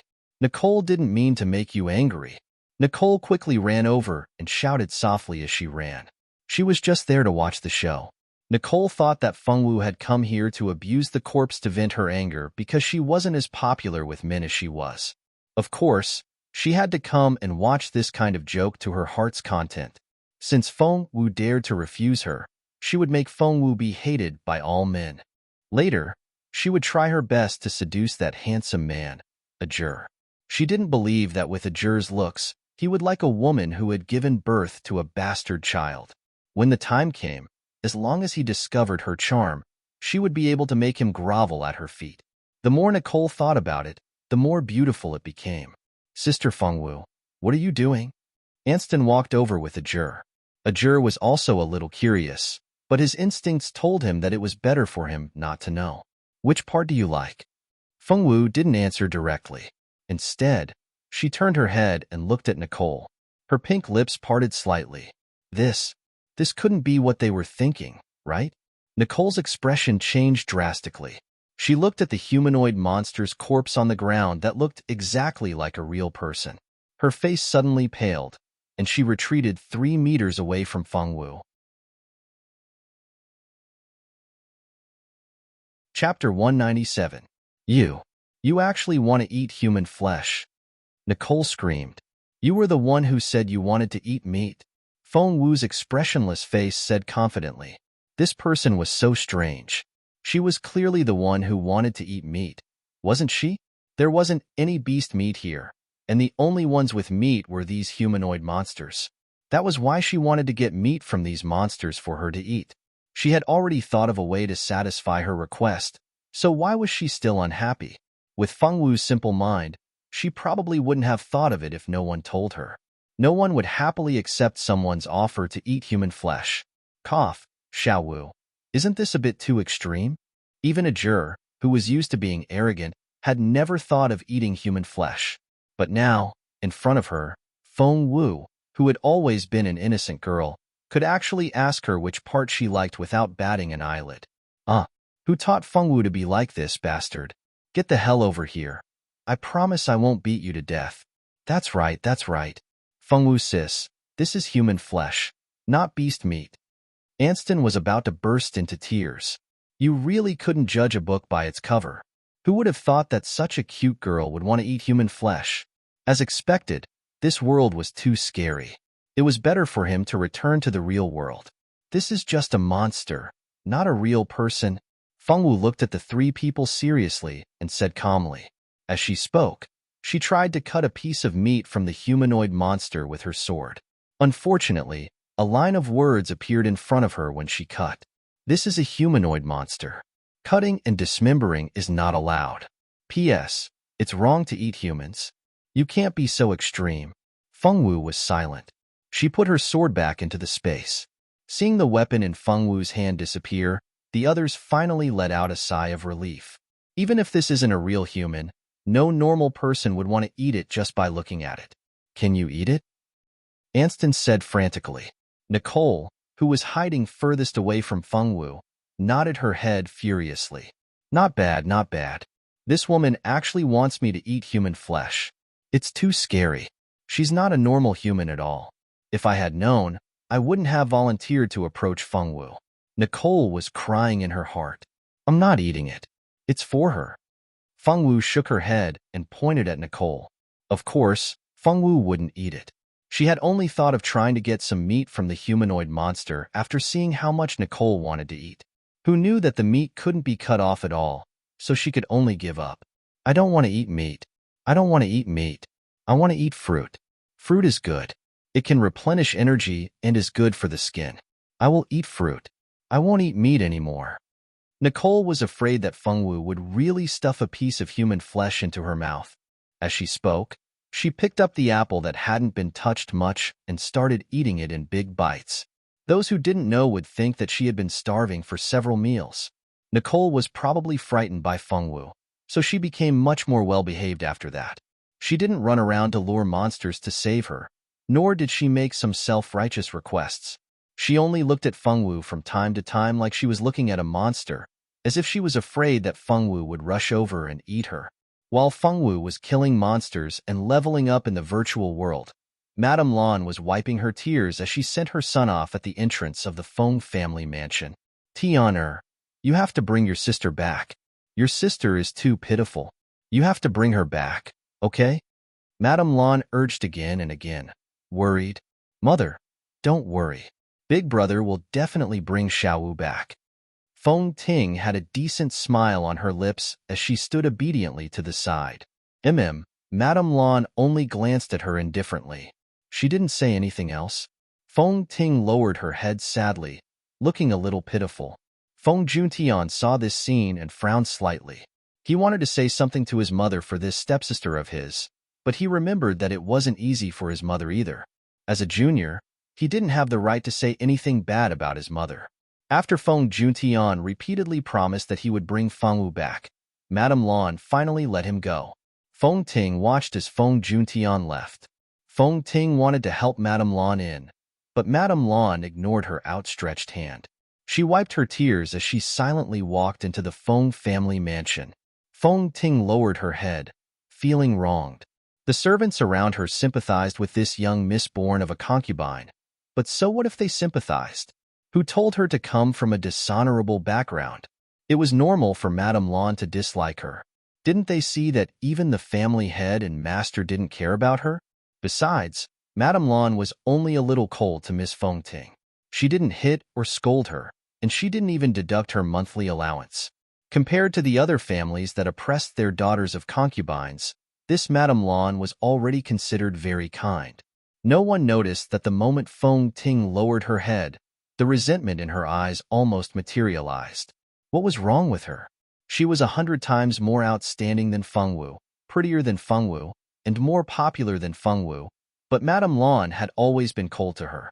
No matter how she tried to curry favor with her, it was useless. As expected, If they weren't biological mother and daughter, no matter how hard she tried, she wouldn't be able to gain Madame Lan's affection. Fortunately, after her hard work since she was young, Feng Juntian still liked her very much. Madame Lan's daughter, Feng Wu, wasn't close to Feng Juntian at all. She still had a chance. She had to firmly grasp Feng Juntian's heart. She had to become Feng Juntian's most beloved younger sister. She stood there silently for a moment. When she raised her head again, it was that kind and strong Feng Ting again. Ting Ting. Feng Ting was about to return to her room when she heard someone calling her. She turned around and saw that it was her good friend, Qiu Ruoshui. Qiu Ruoshui was also a frequent guest of the Guan family. The servants didn't stop her, and she easily entered the Feng family mansion. Ruoshui. Feng Ting smiled. She looked very happy that Qiu Ruoshui had come to find her. Ting Ting, I saw Brother Juntian walking towards the transportation array just now. Where is he going? Qiu Ruoshui had just brushed past Feng Juntian when she arrived. However, the two of them were quite a distance apart, so they didn't talk. Let's talk in my room. The two girls held hands and walked towards Feng Ting's room. Although Madame Lan didn't like Feng Ting, this concubine's daughter, she had never mistreated her materially. No one could find any fault with her. Feng Ting's room was also strictly decorated according to the standards of a concubine's daughter from a large family. When decorating, Madame Lan had even sent someone to ask for Feng Ting's opinion, so this room was completely decorated according to Feng Ting's taste. Chapter 198. Sometimes, Feng Ting would rather Lady Lan be like the legitimate mothers of other families and mistreat the children of concubines. That way, she could find a chance to act pitiful in front of her grandfather and father and sow discord between them in front of her brother. Unfortunately, this Lady Lan did not do anything wrong. She still remembered when she first returned to the Feng family. She saw Lady Lan crying all day and thought that she was weak and easy to bully. She even wanted to find a chance to make her father hate her and let her biological mother have the chance to take the position of the legitimate wife. That way, she could go from being a concubine's daughter who was not liked by people to the legitimate wife. After staying in the Feng family for a long time, she found out how naive her original thoughts were. As long as Feng Juntian was here, Lan Xiaodai could not step down. The mother of the future head of the family had to be the legitimate wife. Even if her father really hated Lan Xiaodai, he could not bring her mother into the family. Just her grandfather alone would not be enough. As for Lan Xiaodai, although she cried all day, she really did not do anything wrong. Also, when there were outsiders, she could act in line with the elegance and nobility of the Feng family's head madam. In these years in the Feng family, even she had to admit that Lan Xiaodai was much more outstanding than her mother. Her mother, who was a servant, could not catch up to her. The two girls naturally had to whisper behind closed doors. Qiu Ruoshui asked the question from before again. Feng Ting smiled slightly before saying, Brother is going to pick up Feng Wu. Qiu Ruoshui never would have thought that Feng Juntian left to do this. Thinking of Feng Wu, Qiu Ruoshui became angry. What's going on? Didn't grandfather Feng dislike that Feng Wu? Why did he suddenly change his mind and want to bring her back? Feng Ting poured a cup of tea for the two before saying, because Aunt wrote a letter saying that she was coming back from the Blood Moon Forest and also mentioned that she wanted to see Xiao Wu. Because of Aunt, grandfather agreed to let Xiao Wu come back to the Feng family. It's great that Xiao Wu can come back. Mother can finally see her biological daughter. Feng Ting was a little happy, but also a little sad. Qiu Ruoshui couldn't bear it when she saw her good friend's disappointed look. Ting Ting, don't be sad. Even if Feng Wu comes back, so what? You are the eldest young miss of the Feng family. No family will let her enter the family after what she did. Ruoshui, don't say that. Xiao Wu is my sister. No matter what she did, I believe that she had her reasons. What difficulties could she have? She's just shameless. Qiu Ruoshui lifted her eyelids indifferently. Feng Ting looked at Qiu Ruoshui with disapproval. All right, I won't talk about it. Okay? At most, I won't talk about your sister. Let's talk about your aunt. Your aunt is really coming back. When I was young, I admired Aunt Tianqing the most. When will she arrive? Will she return to the Blood Moon Forest this time? When Xiao Ruoshui mentioned Feng Tianqing, her eyes sparkled as if she was looking at her idol. She should arrive in a few days. Aunt will stay for a long time this time. It doesn't look like something happened in the Blood Moon Forest. This time, there should be someone to replace Aunt. Something happened. What happened? Is Aunt Tianqing all right? Thinking that her idol might be injured, Qiu Ruoshui was anxious. She should be fine. However, the people who guarded the Blood Moon Forest with Aunt Tianqing are either dead or injured. Aunt Tianqing has guarded the Blood Moon Forest for 20 years. It's time for someone else to go. That's why she brought cousin Yinran back. You mean Feng Yinran? She's coming back. I haven't seen her for many years. I don't know if she's as beautiful and cute as when she was young. Thinking of Feng Yinran, Qiu Ruoshui thought of a little girl as beautiful as a doll. She should be as beautiful as when she was young. I haven't seen little sister Yinran for a long time. I really miss her. Thinking of Feng Yinran, Feng Ting's eyes dimmed. Feng Wu was the Feng family's first wife's daughter. She was highly valued by her grandfather and father. However, Feng Yinran was an illegitimate daughter with an unknown father. She was more favored than all the younger generation in the family. It would be strange if she liked Feng Yinran. Of course, she wouldn't show such thoughts. She was the kind and brave Feng Ting. Naturally, no one noticed the conversation in Feng Ting's room. At this moment, Feng Juntian had already passed through 2 teleportation arrays and finally arrived at the central city. Feng Wu didn't know that her cheap brother had already come to the central city to find her. She had just come out of the mirage and was enjoying the delicious lunch made by Tianyu. She was only halfway through her lunch when she was interrupted. Xiao Wu, Big Brother is here to pick you up. When Feng Juntian saw Feng Wu in a blue dress, he suddenly felt his eyes sting. At this moment, Feng Juntian felt unprecedentedly nervous. He couldn't stop thinking about her reaction. Would she scold him? Would she chase him out with a broom? Or would she just ignore him? All kinds of guesses flashed past Feng Juntian's mind. However, he never expected that after hearing his words, Feng Wu would put down her bowl and chopsticks and throw herself into his arms. The little hand that had taken the drumstick was still tightly hugging his waist. The greasy little hand had left 2 greasy marks on Feng Juntian's white robes. The corners of Tianyu's mouth twitched. She should at least wipe her hands. How expensive was that set of clothes?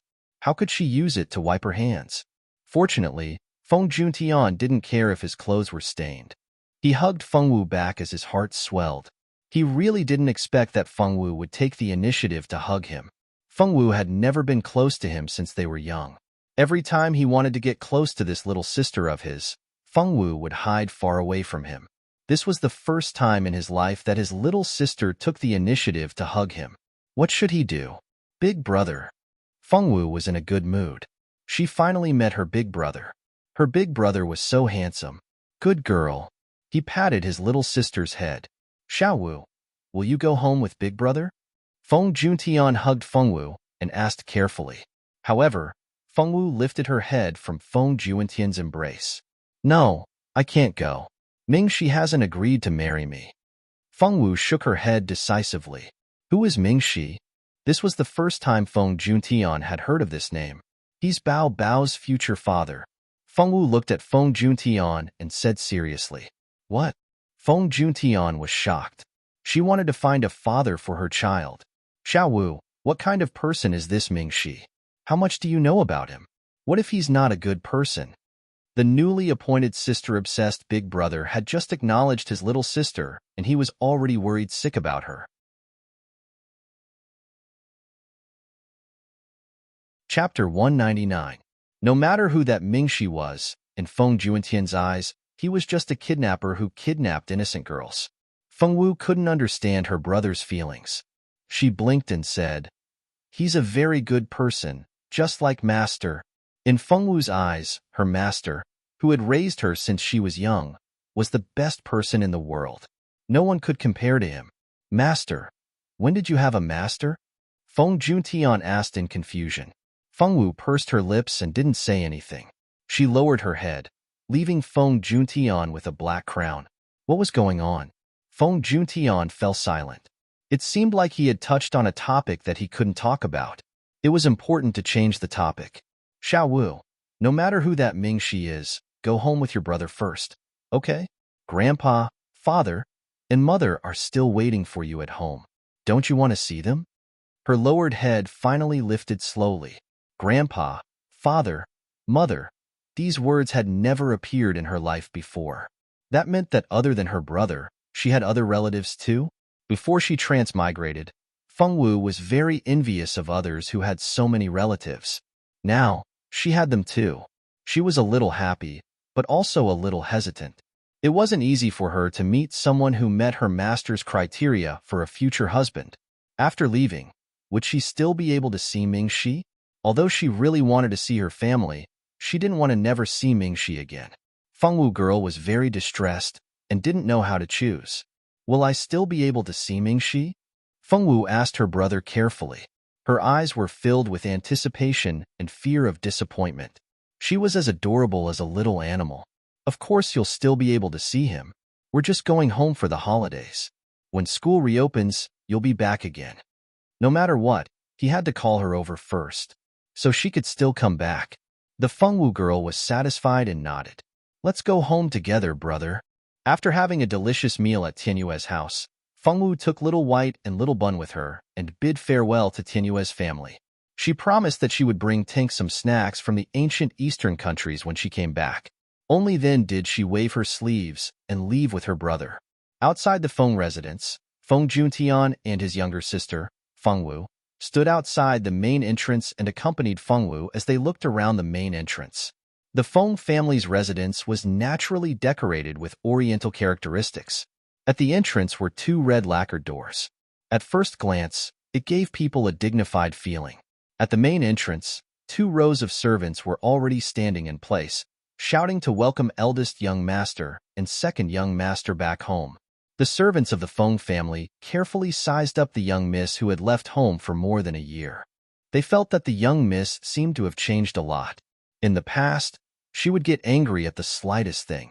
She was like a cannonball that would explode at the slightest provocation. But now, she had a wooden face the entire time. Her expressionless face looked much cuter than her angry face from before.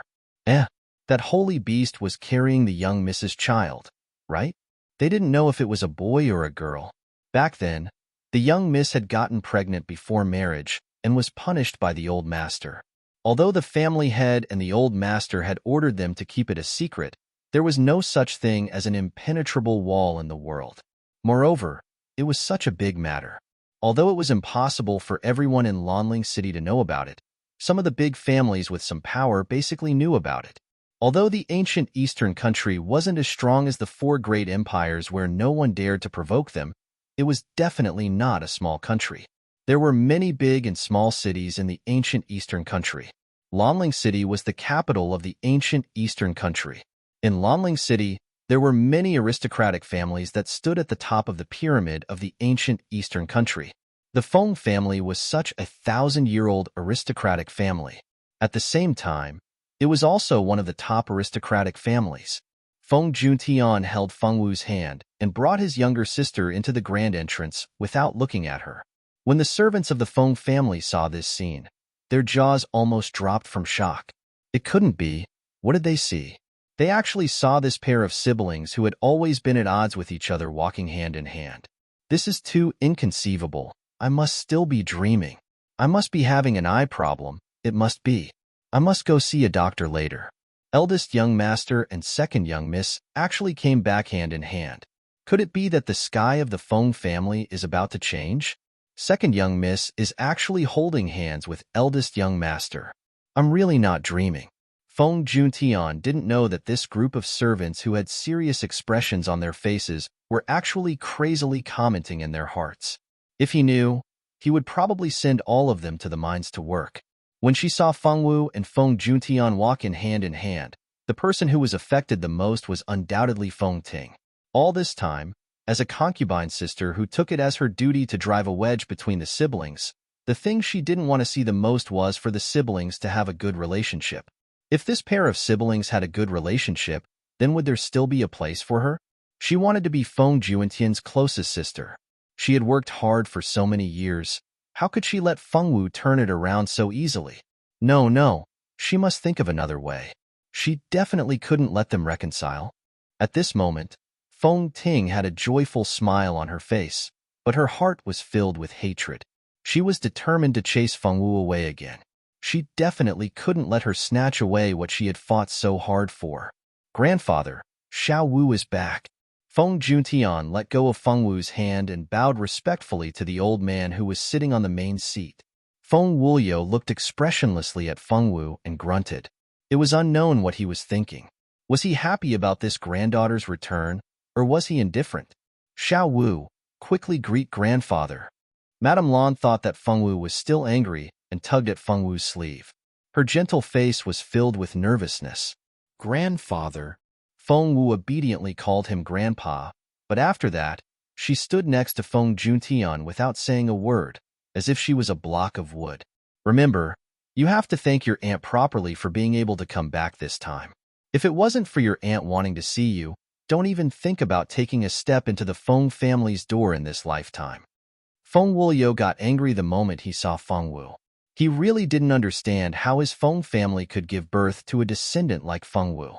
He didn't blame her for not having talent. Since she was a girl, there was no need for her to inherit the family business. At most, he would find a good marriage for her in the future. Being a happy upper-class woman at home and helping her husband and children was also a good choice. However, this girl seemed to be born rebellious. She would always put on a face as if the entire family owed her. At home, she would snatch things from Feng Ting from time to time. Otherwise, she would scold the servants, saying that the servants looked down on her. Every time she went out, she would definitely get into trouble. In short, this child was a troublesome child since she was sensible.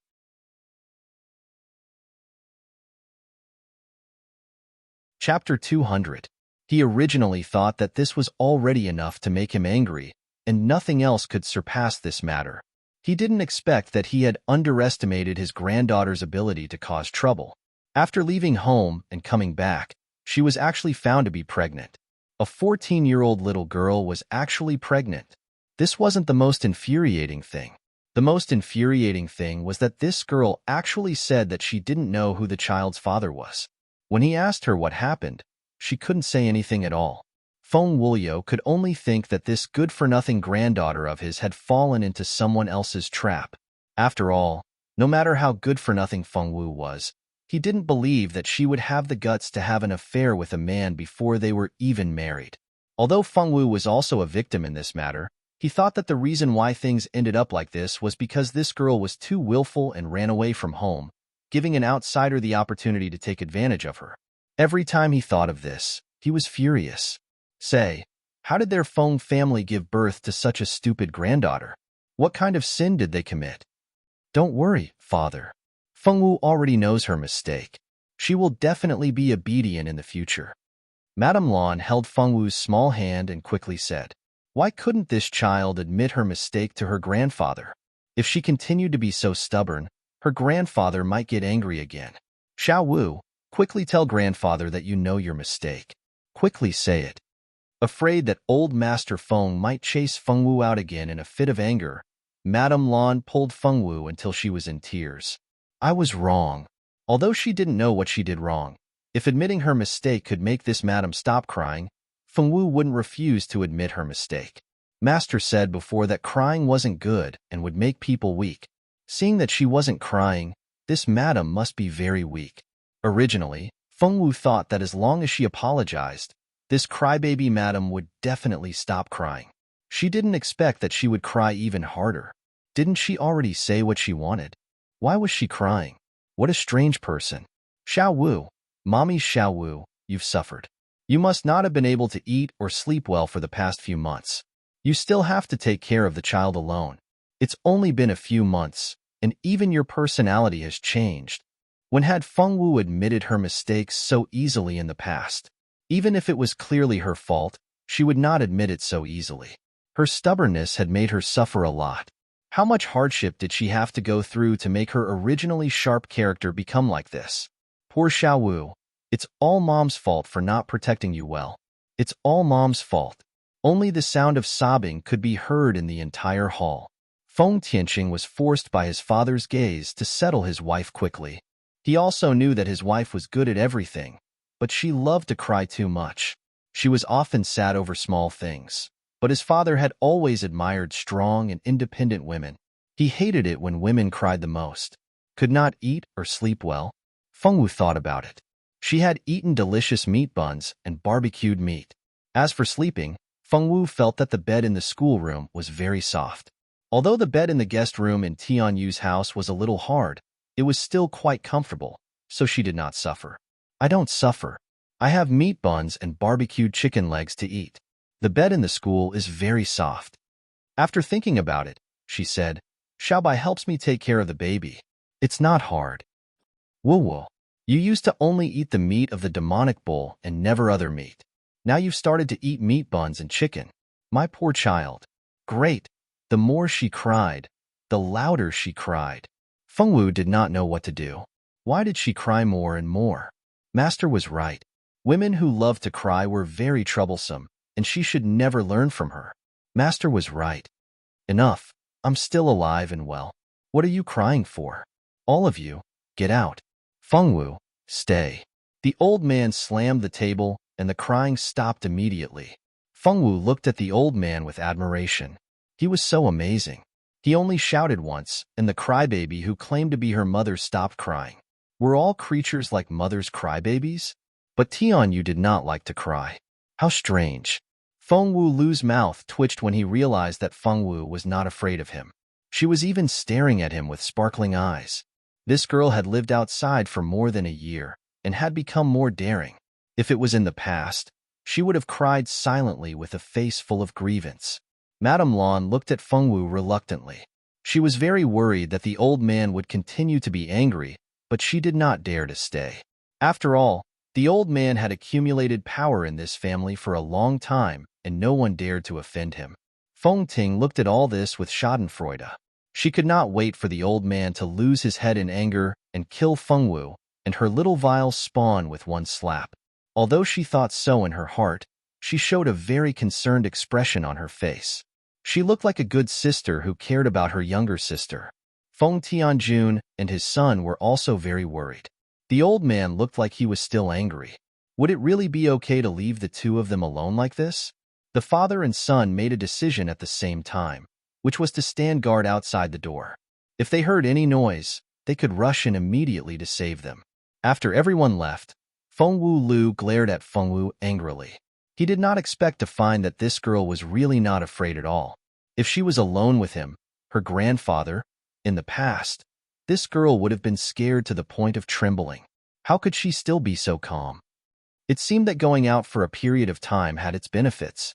At least her timid personality had changed. Do you know your mistake? After a light cough, Fengwu Lu spoke expressionlessly.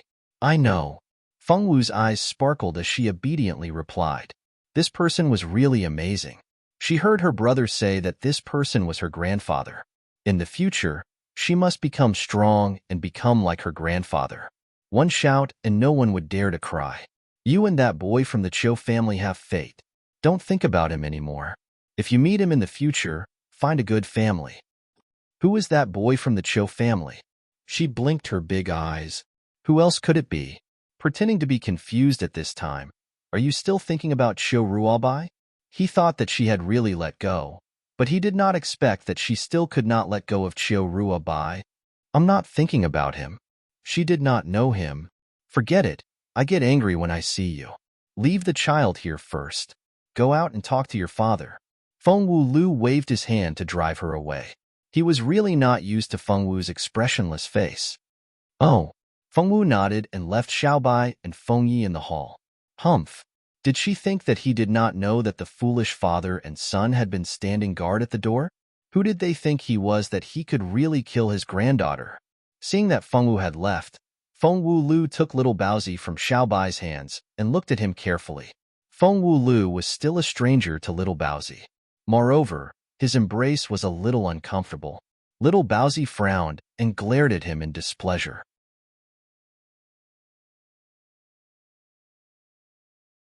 Chapter 201. Fengwu Lu glared at him. Who is this child? The vice principal, that old fellow, said that this little fellow has a great background and told me to treat him well. He even said that I can't tell anyone about this little fellow's background. Fuck you. Do I even know where this little fellow came from? If I want to say something, I need to have something to say. He told me to keep it a secret, but I didn't even tell him clearly. What an unreliable old fellow. Feng Wulu glared at Little Bun as he muttered to himself. Luckily, he set up a barrier around him when he spoke, so no one could hear his voice. Xiao Wu, you finished chatting with grandfather so quickly? He originally thought that he would have to wait for a while, but he didn't expect to see Feng Wu come out so quickly. Where's the child? Feng Tianxing didn't see the Holy Mother Beast and the child that the Holy Mother Beast was carrying, so he felt a little puzzled. With grandfather, Feng Wu replied. With grandfather. Feng Tianxing and Feng Tianxing were both shocked. No way, grandfather was such a cold person, but he was actually interested in Feng Wu's child. This was too inconceivable. The two of them weren't worried that Old Master Feng wanted to do something to Feng Wu's child. After all, Old Master Feng was already a peerless expert standing at the top of this world. Why would he lower himself to make a move on an infant? It seems that although your grandfather didn't say it, he has already forgiven Xiao Wu. If it wasn't for that, he wouldn't want to get close to the child. Feng Tianxing was happy. On one side was his daughter, and on the other side was his father. The two of them being able to coexist peacefully was naturally a good thing for him. That's great, Xiao Wu. It seems that grandfather's anger has really subsided. Feng Juntian was also happy for his younger sister and patted her head. In this 1 year, Feng Wu had indeed suffered a lot. Now that the bitterness was over, the sky was finally clear. Feng Wu's return to the Feng family was a big deal in the Feng family. It wasn't a secret in the upper class of Lanling City. Many people didn't expect that Feng Wu would come back one day. Generally speaking, it was already very benevolent of them not to be executed or driven out of the family after doing such a shameful thing. Even if they weren't driven out of the family or executed, it was impossible for such a person to return to the family with their original identity and continue to enjoy the family's treatment. Lanling City, Chiu Family Mansion, Chiu Ruobing's room. In that case, Feng Wu is really back. The woman who spoke was dignified and beautiful. Her eyebrows were picturesque, and she was a beauty full of oriental temperament. The woman's jade-white hands were holding an expensive teacup carved from white jade. Her cherry-red lips were taking a light sip of the fragrant tea. Such a disgusting thing. Why did she come back? Grandpa Feng is really muddle-headed. Another woman sat elegantly in front of the window and trimmed the box in her hand. However, this time, she trimmed the wrong part. Sister Lanzhou, what do we do now? I hate that woman as soon as I see her. I really don't understand why Grandpa Feng wants her to come back. She's always around my brother like a fly. Disgusting. Ever since she heard from Feng Ting that Feng Wu was coming back, Chiu Ruoshui wanted to stay in the Feng family and give Feng Wu a warning. It would be best if she could complain about her in front of Grandpa Feng. However, her sister, Chiu Ruobing, sent her a message saying that their good friend, Sister Lanzhou, came to visit. She had no choice but to leave the Feng family and return to the Chiu family. Sister, don't talk nonsense. If you compare her to a fly, then what does that make Brother Ruobai? Chiu Ruobing glanced at her indifferently. She put down the potted plant in her hand and the scissors that her friends used to trim branches and leaves and sat beside Lanzhou. Chiu Ruoshui also realized that her comparison was inappropriate after hearing her sister's words. She patted her mouth and playfully stuck out her tongue. I'm wrong. That thing is a dirty thing. It's too flattering to call her a fly. Ruoshui, why are you so angry? It's impossible for her and Brother Ruobai to be together. You should know that even if the relationship between your two families is good, Aunt will not let Brother Ruobai marry a woman who has given birth to a child as his legal wife. Lanzhou put down the teacup in her hand and stood elegantly, but I just hate her. I don't want to see her pestering my brother. She slapped me twice last time. That woman is disgusting and vicious. I wish she would be killed. You were slapped by her. Chiu Ruobing didn't expect that her sister, who had always been dull, would hide such an important thing. She dared to slap you? Even Lanzhou widened her eyes in surprise. Why wouldn't she dare? She is getting bolder and bolder. She only dared to take a detour when she saw me before. Now she not only dares to talk back to me, but also dares to slap me.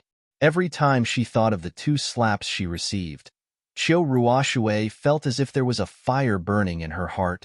If so, then we really can't let her go. Chiu Ruobing's eyes darkened and a touch of deep thought flashed through her eyes. Sister, you and Sister Lanzhou must help me avenge these 2 slaps. If it weren't for the fact that she wanted to persuade her sister and Lanzhou to help her, she wouldn't have told them that she had been slapped by Feng Wu. Being slapped by a piece of trash wasn't something to be proud of. For Chiu Ruoxue, who had always cared about her reputation, it was even more unacceptable. Don't worry. It's Feng Wu's fault this time. Ruobing, and I will definitely help you. Lanzhou said softly with a loving smile on her face. That's great. Sister Lanzhou, you're so nice. Chiu Ruoxue cheered. Feng Wu still didn't know that there were 3 girls eyeing her covetously. Her life these few days was very fulfilling. In the morning, she accompanied Madame Lan to read romance novels and played with Little Bun. In the afternoon, she accompanied Madame Lan to go shopping and watch a show. Occasionally, Feng Juntian would also go along, although he was dragged to the training room by his grandfather to practice swordsmanship most of the time. Feng Tianqing was busy dealing with the Feng family's matters and usually wouldn't accompany them. Madame Lan held her daughter's hand. The mother and daughter wore similar mother-daughter outfits as they walked side by side into a private room. This was the most famous theater in Lanling City. Many madams and young couples liked to come here to watch shows. Today, the theater was filled with a new drama called Dragon Slayer. The main plot of this drama was about a young man called Ao Liang. He was obsessed with swordsmanship since he was young. He traveled all over the world and visited countless famous teachers to learn profound swordsmanship. However, when he returned home after mastering his swordsmanship, he found that the village he lived in had been burned down by a fire-breathing dragon. Everyone in the village died, including Ao Liang's parents. After that, in order to avenge the villagers, Ao Liang went to the palace and obtained the royal family's sacred sword. Then, he went to the Dragon Island where the evil dragon lived and killed the fire-breathing dragon.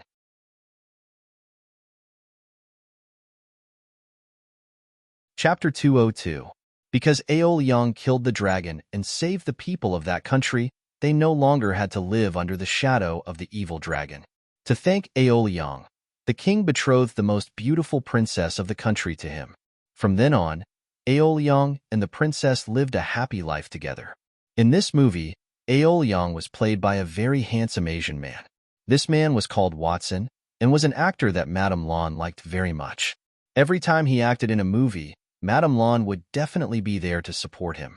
At this time, the movie was at the scene where Watson found out that the village he grew up in had been slaughtered by the dragon. His father, family, and friends were all gone. He was devastated and swore to avenge the villagers. Wawa. Ao Liang is so pitiful. He lost his family at such a young age. It's so tragic. Wah. Madame Lan grabbed her handkerchief and cried as she wiped her tears. Feng Wu, why is that dragon made of cloth? Actually, that was a fake dragon made of a type of magical material. The material was indeed like cloth. As long as a bit of fire magic was injected into it, it would immediately give the illusion that a dragon had appeared. It looked no different from the real thing. However, Feng Wu's eyes were sharp. She immediately saw that the dragon flying around was just a fake. Why was that person crying so pitifully to a piece of cloth and even looking for a piece of cloth to take revenge? What a strange person. While burp, Madame Lan, who was crying so hard, almost swallowed her own saliva. That sword is clearly an ordinary iron sword. Why is it a holy sword? Feng Wu's expressionless face was full of confusion as she watched that person fight the dragon made of cloth for 300 rounds with the iron sword. Wah! Madame Lan bit her handkerchief. She didn't want to watch a movie with Xiao Wu anymore. How could she let people watch a good movie? Damn! Madame Lan, who wanted to watch a movie with her daughter, didn't dare to ask Feng Wu to watch a movie with her anymore. If she couldn't watch a movie with her daughter, then she'd make pastries together. Mother and daughter making pastries together. Just thinking about it made her happy. Madame Lan sent away the servants in the kitchen and brought her daughter with her. She wanted to experience the joy of cooking together with her daughter. When the finished product came out, Madame Lan immediately regretted it. What was this? It was clearly the same steps, but why was the thing made by his daughter black? Moreover, it was emitting a strange smoke. Would it really not die after eating this kind of thing? Feng Wu looked at Madame Lan with sparkling eyes, anticipating Madame Lan's taste test. Qinglian stood at the side and watched this scene. She was very worried that if her mistress really ate it, she would be poisoned to death. It's okay. Don't worry if you're just a little bit off. You just need to practice more. Although what Madame Lan wanted to say to her daughter the most was that she hoped that she would never cook again in this lifetime, when she saw her daughter's adorable expectant expression, she couldn't bring herself to say anything. In the end, the words that came out of her mouth became like this. In the end, both mother and daughter ate the biscuits made by Madame Lan. The biscuits made by Feng Wu had already been cleared away by the kitchen maids as dangerous items. Da-da-da. Toothless Little Mouth was wide open as he used the rocking drum as a weapon. His little arms were strong as he used the rocking drum to hit the bed. He was having a great time playing alone. Young master, come drink some milk. This is the milk of a level 5 magical beast. It's very delicious. A maidservant ignored Little White who was standing by the bed and walked in with a bottle of magical beast milk, smiling amiably. The originally harmless Holy Mother Beast Little White suddenly looked at the little maidservant who had just walked in with a warning expression. It was warning this little maidservant not to come any closer. Otherwise, it wouldn't be polite. Everyone knew that Holy Mother Beasts were very protective of their young. Once they saw you as an enemy, they wouldn't be polite. You're called Little White, right? Miss Feng Wu asked me to bring this magical beast milk. Hurry and feed it to the young master. Fortunately, the maidservant didn't try to get close to Feng Yi. Instead, she looked at Little White and said innocently, "Smack." The little maidservant didn't expect that not only would Little White not accept it, it would even wave its paw and the entire milk bottle fell to the ground. How can you do this? The little maidservant was very angry, but she couldn't reason with a magical beast. She secretly cursed her bad luck and glared at Little White, then picked up the milk bottle and walked out. Once the little maidservant left the room, she walked to a small corner that didn't attract too much attention. How is it? Did that little bastard drink it? A woman who was also wearing a maidservant's uniform saw the little maidservant come over and asked hurriedly. The little maidservant shook her head. Big Sister Ming Air, it can't be done. That Holy Mother Beast has been watching. She didn't let that little bastard drink the magical beast milk I sent. Trash. You can't even do such a small thing. I really don't know what the young miss saved you for. Ming Air pointed at the little maidservant's nose and scolded her. The little maidservant was scolded until she didn't dare to raise her head. She was very disdainful of Ming Air in her heart. If you have the ability, you can do it yourself. Why rely on me? After scolding a few more times, Ming Air finally flung her handkerchief and went back to report to her master. I'm sorry, young miss. That girl failed. Ming Air lowered her head and said respectfully, that child is a stain on our Feng family. I originally wanted to let him disappear without a trace to save our Feng family's face. I didn't expect. Ming Air, you disappoint me too much. Feng Ting coldly looked at Ming Air, who was respectfully standing to the side. Her eyes flashed with a light that others couldn't understand. Young miss, please forgive me. Ming Air definitely won't fail again next time. Ming Air knelt down in fear. Forget it. Get up. Now that I think about it, my idea of getting rid of that child was too immature. I'll drop this matter here. But young miss, letting that little bastard go like this is letting that trash Feng Wu off too easily. Ming Air said unwillingly. Don't worry, I won't let her off. I am the Feng family's young miss. I definitely won't let that trash replace my position in Big Brother Juentian's heart. Feng Ting knew that her mentality had been a bit unstable recently. When she saw Feng Juntian treat Feng Wu with a pampering expression, the string of reason in her heart snapped. In this family, her grandfather treated her coldly and her father didn't dote on her. Only Feng Juntian, this big brother, was very good to her. Because of Feng Juntian, she got to know many noble ladies and heirs that she couldn't get to know with her status. In order to gain Feng Juntian's favor, She put in a lot of effort and used all kinds of methods to let Feng Juntian see her tenacious and unyielding side. She knew that Feng Juntian admired the same kind of woman as her grandfather, a strong woman. If it wasn't for her father's deep love for Madame Lan, with Madame Lan's personality, she definitely wouldn't have been able to enter her grandfather's eyes.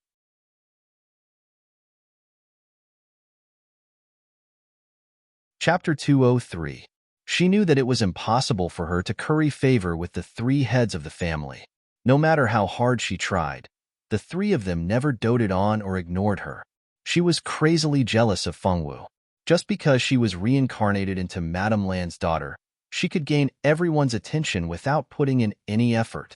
Originally, Feng Juntian and Fengwu's relationship had always been bad. She even secretly mocked Fengwu. But now, Feng Juntian, whom she had tried so hard to win over for so long, had sided with Fengwu just like that. Feng Juntian was her only hope in the Feng family in the future. She didn't want anyone to share Feng Juntian's love with her.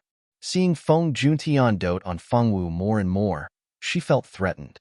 She had to get rid of Fengwu and make the Feng family completely give up on her. Originally, she wanted to kill Fengwu's son just to make Fengwu suffer and vent the resentment in her heart. But now that she thought about it, she was too irrational at the time. Wouldn't killing Fengwu's son be helping Fengwu? Without this son, there wouldn't be a ready-made stain. As long as that little bastard was around, it would undoubtedly remind everyone that Fengwu was a little slut who gave birth to a child out of wedlock. After thinking it through, Feng Ting's heart calmed down. She wasn't in a hurry. She wasn't the only one who wanted Fengwu to disappear. With her understanding of Qiu Ruoxue, it wouldn't be long before Qiu Ruoxue made a move against Fengwu. It was just that she didn't know how she would deal with Fengwu. If necessary, she might be able to add fuel to the fire from behind. Just as Feng Ting thought, Qiu Ruoxue and Qiu Ruobing had already thought of a vicious plan against Fengwu, and this plan would be carried out in the next few days. On this day, Fengwu was playing with Little Bun in the garden when the maid suddenly brought over a young girl who was about the same age as Fengwu. "Second Miss Yilin is here." The maid stood aside and said respectfully, "Xiao Wu, why didn't you come and look for me when you came back? You don't know how bored I was when you weren't around. I didn't even have someone to talk to." "You can leave first. I have something to say to your young miss." Yilin bluntly dismissed these maids. These maids all knew that Miss Yilin and second Miss Fengwu were best friends. Naturally, they didn't dare to disobey her. After the maids left, the girl named Yilin intimately wanted to hold Fengwu's hand. Unexpectedly, Fengwu, who had always been close to her, took 2 steps back and avoided her hand. Yilin was astonished. What was going on with Fengwu, this idiot? Did she discover something? But that was impossible. Fengwu was so stupid. What could she have discovered? "Who are you?" Fengwu hugged little Baozi and took 2 steps back. She pursed her lips and stared unblinkingly at this unknown girl in front of her. "What's wrong with you, Xiao Wu? I'm your cousin Yilin. I'm your eldest aunt's daughter. How could you forget me?" "No way." Amnesia. She hadn't heard her aunt mention Fengwu's amnesia. Could it be that she was angry? Was it because of her idea that caused her to have a vile spawn? Was that why she was pretending not to know her? "Xiao Wu, are you still angry with your cousin? Your cousin did it for your own good. That's why I suggested you go to the dense fog forest to search for the legendary marrow-cleansing fruit. I didn't think that something like that would happen to you in the dense fog forest. Your cousin really didn't do it on purpose. Please don't be angry with your cousin. If possible, I'd rather the one who got into trouble was me." Yilin's eyes reddened as she spoke. She used the handkerchief she always carried to wipe her tears. She thought that Fengwu would immediately comfort her like before. After all, she was Fengwu's only friend since young. However, she was destined to miscalculate this time. Even in her dreams, she would never have thought that the real Fengwu had already died when she gave birth to the child. The one living in this body was just a soul from another world. The one who treated her as a friend or sister was the real Fengwu. The current Fengwu would not easily trust a girl who made her feel bad. Perhaps it was because the heavens doted on the naive. Fengwu had an extraordinary sense of value since she was young. She could tell who was sincere to her and who wasn't. Take Feng Juntian, for example. When Fengwu first met him, she could feel his kindness and accepted his existence as an older brother. As for Feng Ting, although she kept saying that she was Fengwu's older sister, this older sister did not like her. In fact, she hated her. This was all that Fengwu could sense from Feng Ting. Because of this, Fengwu had never called Feng Ting older sister. Fortunately, the original Fengwu had never bothered with Feng Ting in the past, so no one suspected anything. Now, Fengwu felt that this girl's kindness was all fake. She could feel that this girl did not like her as much as Feng Ting. Unable to feel the kindness from this person who claimed to be her older cousin, Fengwu naturally did not believe her words. Although the Fengwu girl was not a smart girl, the instinct of a small animal to seek luck and avoid disaster existed.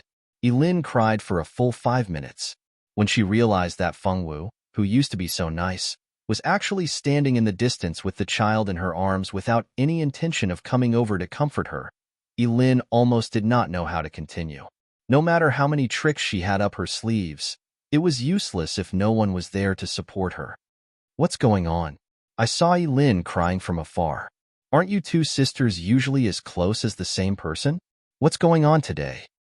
Madame Lan noticed from afar that the atmosphere between this pair of cousins was not right, so she wanted to come over to see what was going on. When she got closer, the atmosphere between the two sisters became even stranger. One only cared about crying, while the other stood far away like a block of wood. There was no sign of their usual closeness. This made Madame Lan very puzzled. And, finally, someone came over. Yilin breathed a sigh of relief. If there was no way out, she would not know how to end the situation. Why did this Fengwu become so difficult to deal with after going out? Could it be that she was too traumatized? All right, Yilin, stop crying. Tell me what's going on. She walked over to Yilin and personally wiped her tears. It's nothing. I'm just blaming myself. When Xiaowu was in trouble, I wasn't by her side. After the incident, I couldn't help her much either. I'm sad. Of course, Yilin could not tell the truth. No one knew the truth about Fengwu's accident except for her and Fengwu herself. If she told the truth and her grandfather's family found out that she was involved in Fengwu's pregnancy, Fengwu didn't know what her grandfather and uncle's family would do to her if they found out. Her father was only the head of a small family. She could not lose her grandfather's love and her uncle's love.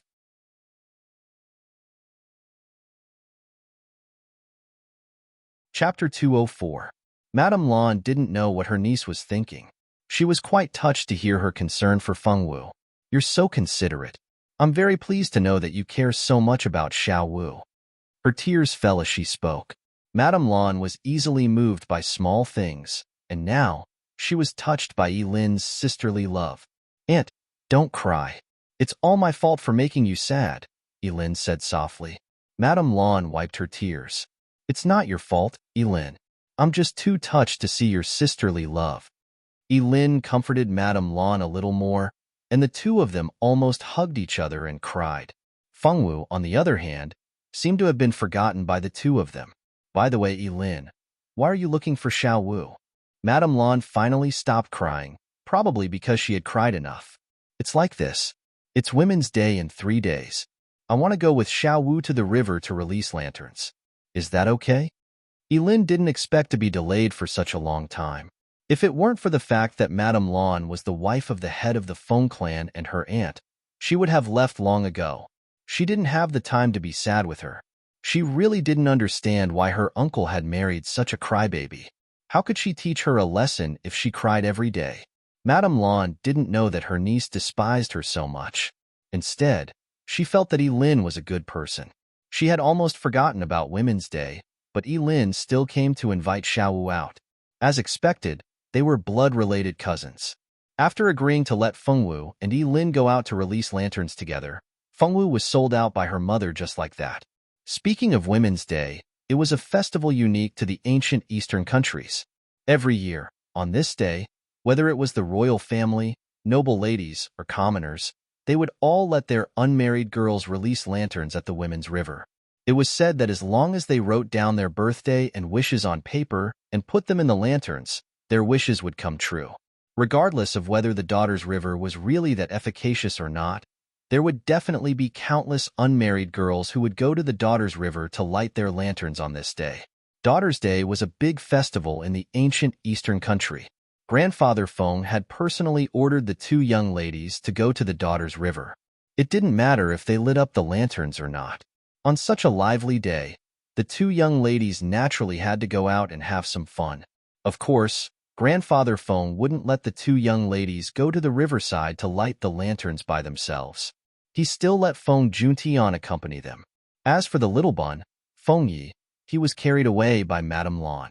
Although this child's background wasn't too glorious, he was adorable and very good at pleasing people.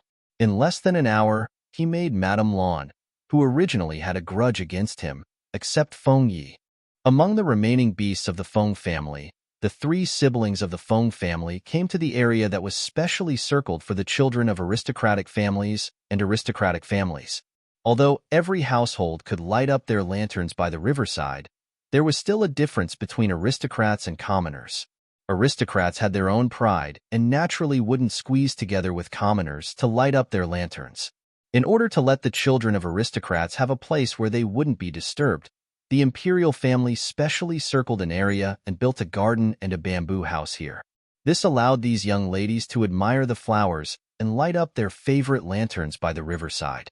The bamboo house was very big and was divided into 3 levels. The first level was for the daughters of some ordinary small aristocratic families.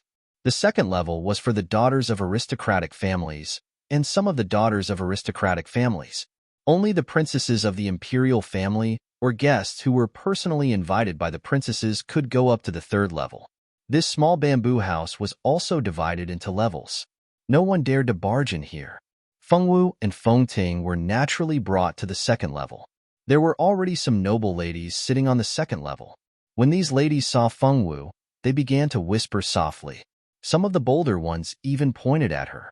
Because Feng Juntian was a man, it wasn't convenient for him to enter the bamboo house where the female guests were resting, so he didn't come with them. This allowed these women to act without any scruples. All the noble ladies here knew that Feng Wu was impulsive and brainless. Every time she caused trouble, she would be the one to suffer.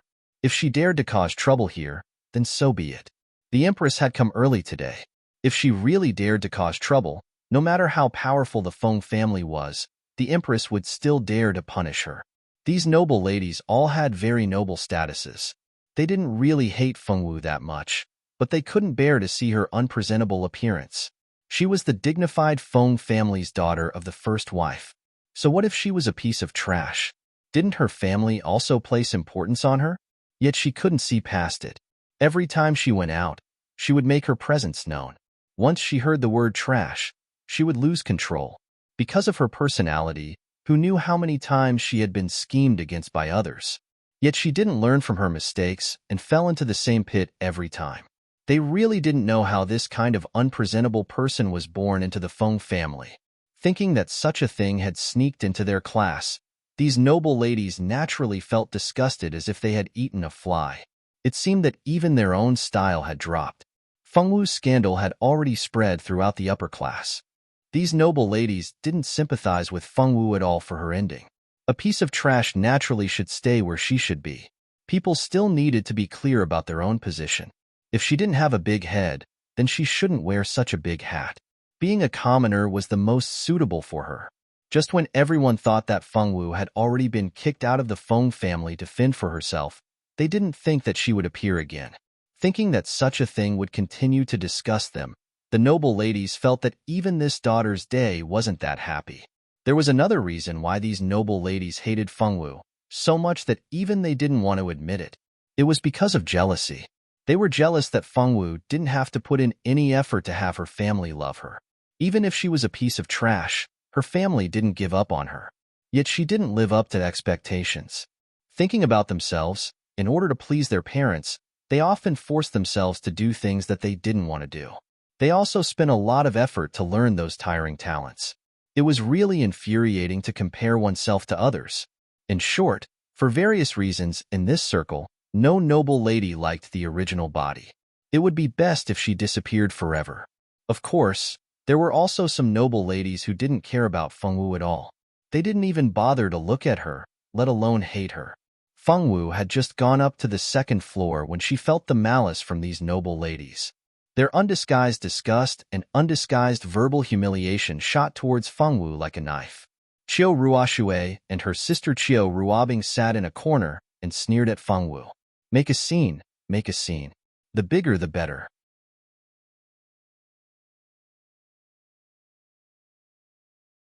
Chapter 205. How does she still have the face to come? Look at her. I really don't know how an unchaste woman like her has the nerve to come out. She's just thick-skinned. She has the title of the Feng family's #1 trash, but hasn't she lived for so many years? A mere chastity is nothing to her. If I were her, I wouldn't have the face to go home. I really don't know why the Feng family would let such a shameful clansman go back. Yeah, if she was in my family, I would definitely beat that slut who ruined the family's reputation to death. The child is already born, yet she still dares to come and play with the river lanterns. I really don't know where she gets her face from. That's right. If I were her, I'd rather die. I wouldn't live to be a disgrace. The noble ladies who were spouting such vicious words were still elegant and noble. They didn't need to deliberately show it. The noble upbringing that was ingrained in their bones allowed them to maintain their elegance no matter where they were. If it was the original owner, she probably would have already rushed up like a madman and hit everyone she saw. The title of Little Evil Girl wasn't for nothing. However, the one standing here now wasn't the original owner, but a new soul from another world. Xiao Wu, you're here. Why didn't you call me? A shout suddenly came from downstairs. This voice came from Yilin. Yilin was only the daughter of a small family's head. Although she was the daughter of the first wife, she didn't have the qualifications to go to the second floor. If Fengwu and the others didn't bring her, she wouldn't have the courage to come up. Oh, it's Yilin. Come up quickly. Feng Ting looked downstairs and waved for Yilin to come up. Yilin was angry. A concubine's daughter could actually go to the second floor that she couldn't go to. She once again blamed her mother. Why did she have to marry the heir of a small family like her father? With her identity as the daughter of the first wife of the Feng family, she could marry anyone she wanted. Now, she was reduced to being the wife of a small family's head. Yilin's mother, Madame Feng Tianjiao, was also a top figure in the past. As the eldest daughter of the Feng family, her limelight was unparalleled. Many people guessed which first-rate family she would marry into. No one would have thought that the heaven-blessed Feng Tianjiao would actually fall in love with the son of a small family and elope with him despite her family's opposition. Although she was caught after eloping for less than 2 hours, Feng Tianjiao didn't give up. She constantly went on a hunger strike to protest. In the end, she married the son of a small family as she wished, but the dowry wasn't much. After marriage, Feng Tianjiao's life wasn't as happy as she had imagined. It wasn't until she got married that she realized that life in a small family wasn't easy. Compared to her previous life, it was like heaven and earth. Unfortunately, it was too late for her to regret. There was no medicine for regret in this world. Yilin was Feng Tianjiao's eldest daughter. Feng Tianjiao gave birth to 2 sons and 3 daughters for that small family. It could be considered a prolific family. Because her children were good, although her life in that family couldn't be compared to the Feng family, it was still quite comfortable. No matter what, she was still the daughter of the first wife of the Feng family. That small family didn't dare to treat Feng Tianjiao badly, even if they had the guts to borrow from the heavens. Probably because she was used to being angered by everyone. After Feng Tianjiao got married, she became more and more arrogant and despotic. Even Feng Wu Lu and Feng Tianxing had a helpless expression when they talked about their daughter and sister. If it wasn't for that bit of blood relationship, the Feng family probably wouldn't have cared about her long ago. After getting Feng Ting's approval, Yilin lifted her skirt and went upstairs. As soon as she came up, she stood beside Feng Wu and Feng Ting. Her eyes looked around curiously. The surrounding young misses didn't even bother to look at her. No matter what, she was still the young miss of the Feng family. She looked like she hadn't seen the world and wasn't afraid of losing face. Yilin had always been a person with high standards but low abilities. She was spoiled by her good-for-nothing mother. If it wasn't for the fact that she knew how to act in front of the Feng family, she would have already been rejected by the head of the Feng family. Feng Ting hid the disdain in her eyes. Feng Wu was only worthy of associating with such a person. She knew that this Lin often spoke ill of Feng Wu behind her back. The conflict between Feng Wu and her two younger sisters had Lin's shadow behind it. Feng Wu only thought that Lin was bullied by her two younger sisters at home and stood up for her to beat up her two cousins every time. The result was obvious. She was the bad person, but she didn't get any good words. Not only was she scolded by her family, she even offended her eldest aunt's family. She was simply a big idiot. Let's go. Let's go sit over there. Feng Ting pulled Feng Wu's hand and pulled her to an empty seat. This seat wasn't bad. She could see the scenery of the garden and Daughter River. Xiao Wu, Feng Ting, have you two heard? Among the male guests that came this time, there is an important guest. Lin lowered her voice mysteriously and pretended to be mysterious as she looked around. Important guests? Could it be the three princes? Feng Ting said without much care. Every day, Daughter's Day was like a big blind date venue. There would always be many young masters from aristocratic families and people from the imperial family coming to support. Needless to say, there were a few couples that met on Daughter's Day. The three princes were frequent guests every year. Although there weren't many people who could get close to the three princes, this didn't affect the enthusiasm of the noble ladies. If she could become a prince's wife, she would be the object of envy of all the women in the country. Feng Ting didn't want to hook up with a prince to marry. First, her identity was there. The imperial family wouldn't let a concubine's daughter enter the door. Moreover, she had already found a target. Although she wanted the identity of a prince's wife, she didn't want it too much. In her heart, she was very disdainful of Lin's wishful thinking. A daughter from a small family dared to dream about the position of a prince's wife. She really didn't know her own name. How could it be?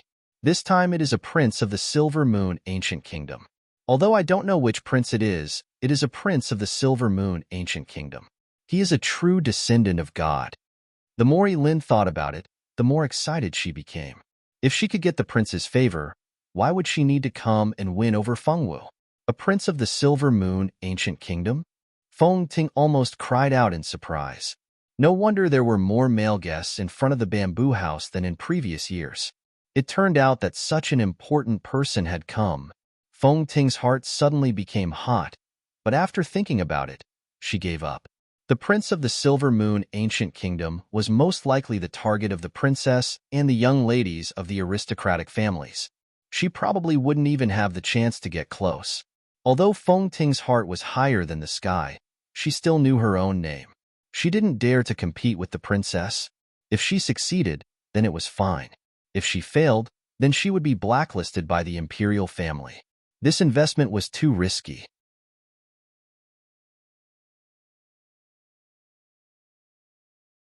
Chapter 206. Lin didn't know what Feng Ting was thinking. She found it strange that the two of them didn't seem to know anything. In fact, Feng Wu and Feng Ting really didn't know about this. Madame Lan said, but she didn't think that the visit of the Silver Moon Ancient Kingdom's prince had anything to do with the girls of the Feng family. She knew her family's situation. Feng Wu was in such a big trouble now. It was basically impossible for her to find a high-status family. And because Feng Ting was a concubine's daughter, marrying an ordinary member of the imperial family was already considered a social climb. How could she marry into an empire like the Silver Moon Ancient Kingdom, which had divine bloodlines? Because of these reasons, Madame Lan didn't tell the two unmarried girls of the Feng family about the visit of the Silver Moon Ancient Kingdom's prince. Yes, I also heard about it from my mother. How come you didn't hear about it? Lin looked at Feng Wu and Feng Ting strangely. Impossible. Even her mother, who was the wife of a small family head, knew about it.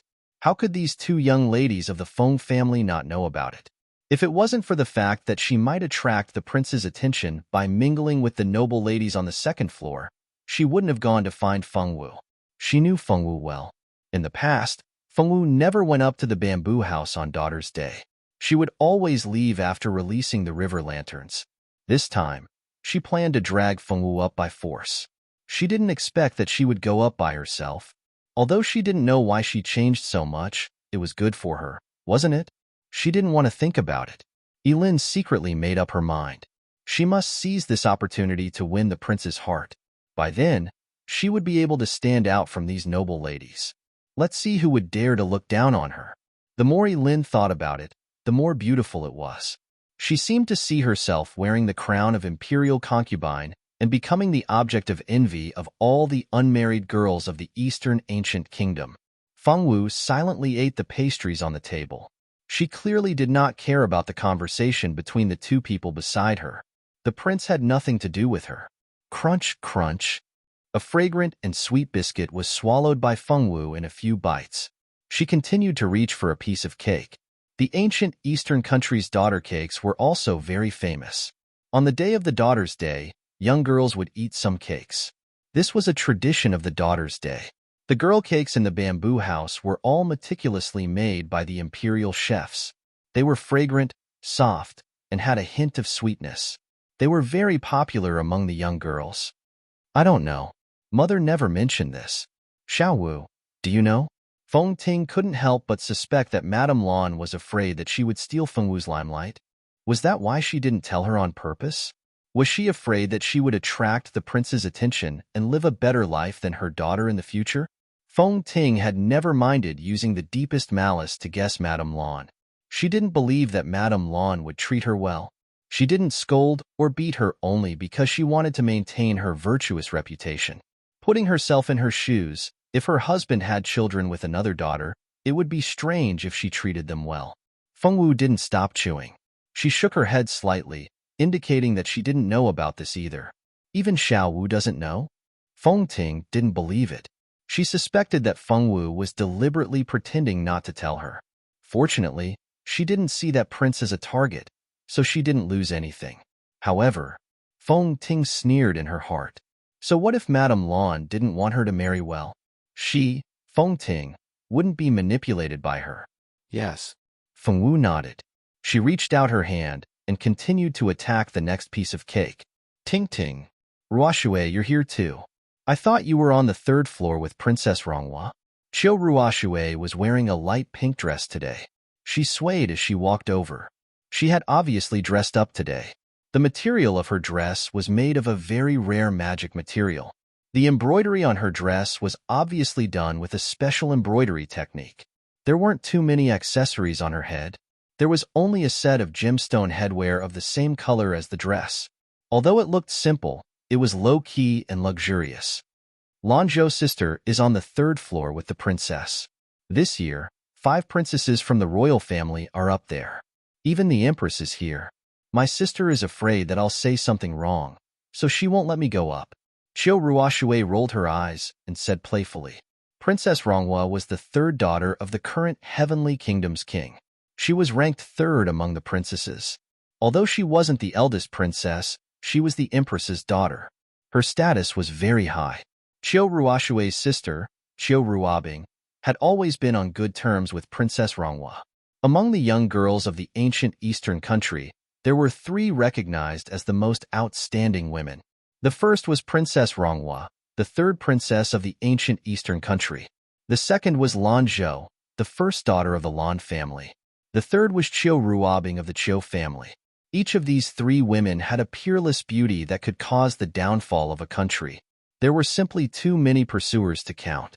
Because the status of the 3 women was very high, the empress specially prepared for Lan Zhou and Qiu Ruobing to go up to the third floor. In the past, every year on Daughter's Day, Qiu Ruobing would take her sister Qiu Ruoxue up to the third floor to show her face among the empress and the princesses. But this year was different. Today, Princess Ronghua had found her sweetheart, and she had the intention of marrying no one but him. Qiu Ruobing had always been a smart woman. She knew that Qiu Ruoxue had always been unrestrained and heartless. Usually, it was okay, but now it was the sensitive period when Princess Ronghua wanted to capture the heart of that person. If Qiu Ruoxue said something that shouldn't be said, then her relationship with Princess Ronghua would definitely be affected. I see. Ruoxue, come and sit down. Don't stand there. Feng Ting took Qiu Ruoxue's hand and let her sit next to her. Miss Ruoxue, you are so beautiful today. You deserve to be the first daughter of the Qiu family. Lin came up with a flattering face and flattered. Lin had always been jealous of the good relationship between Feng Ting and Qiu Ruoxue. How could a mere daughter of a concubine know such a high-status friend? It was simply unfair. Because of the resentment in her heart, every time she had a chance to get close to Chiu Ruoxue and her sister, Lin would never let go of any opportunity to flatter them. I am beautiful every day. You don't have to tell me that. Chiu Ruoxue glanced at her impolitely. She looked down on Lin, who wanted to flatter noble girls all day long. Only Fengwu, who was not presentable, would treat such a person as a friend. I said something wrong. I said something wrong. Miss Ruoxue, you are so beautiful every day. After getting snubbed, Lin didn't insist on flattering him. She sat quietly at the side and didn't say anything.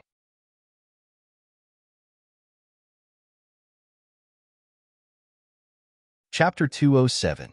Xiao Wu, don't just eat desserts. Drink some tea. This is crouching dragonflower tea. Only the palace has it. It's not easy for us to drink it normally.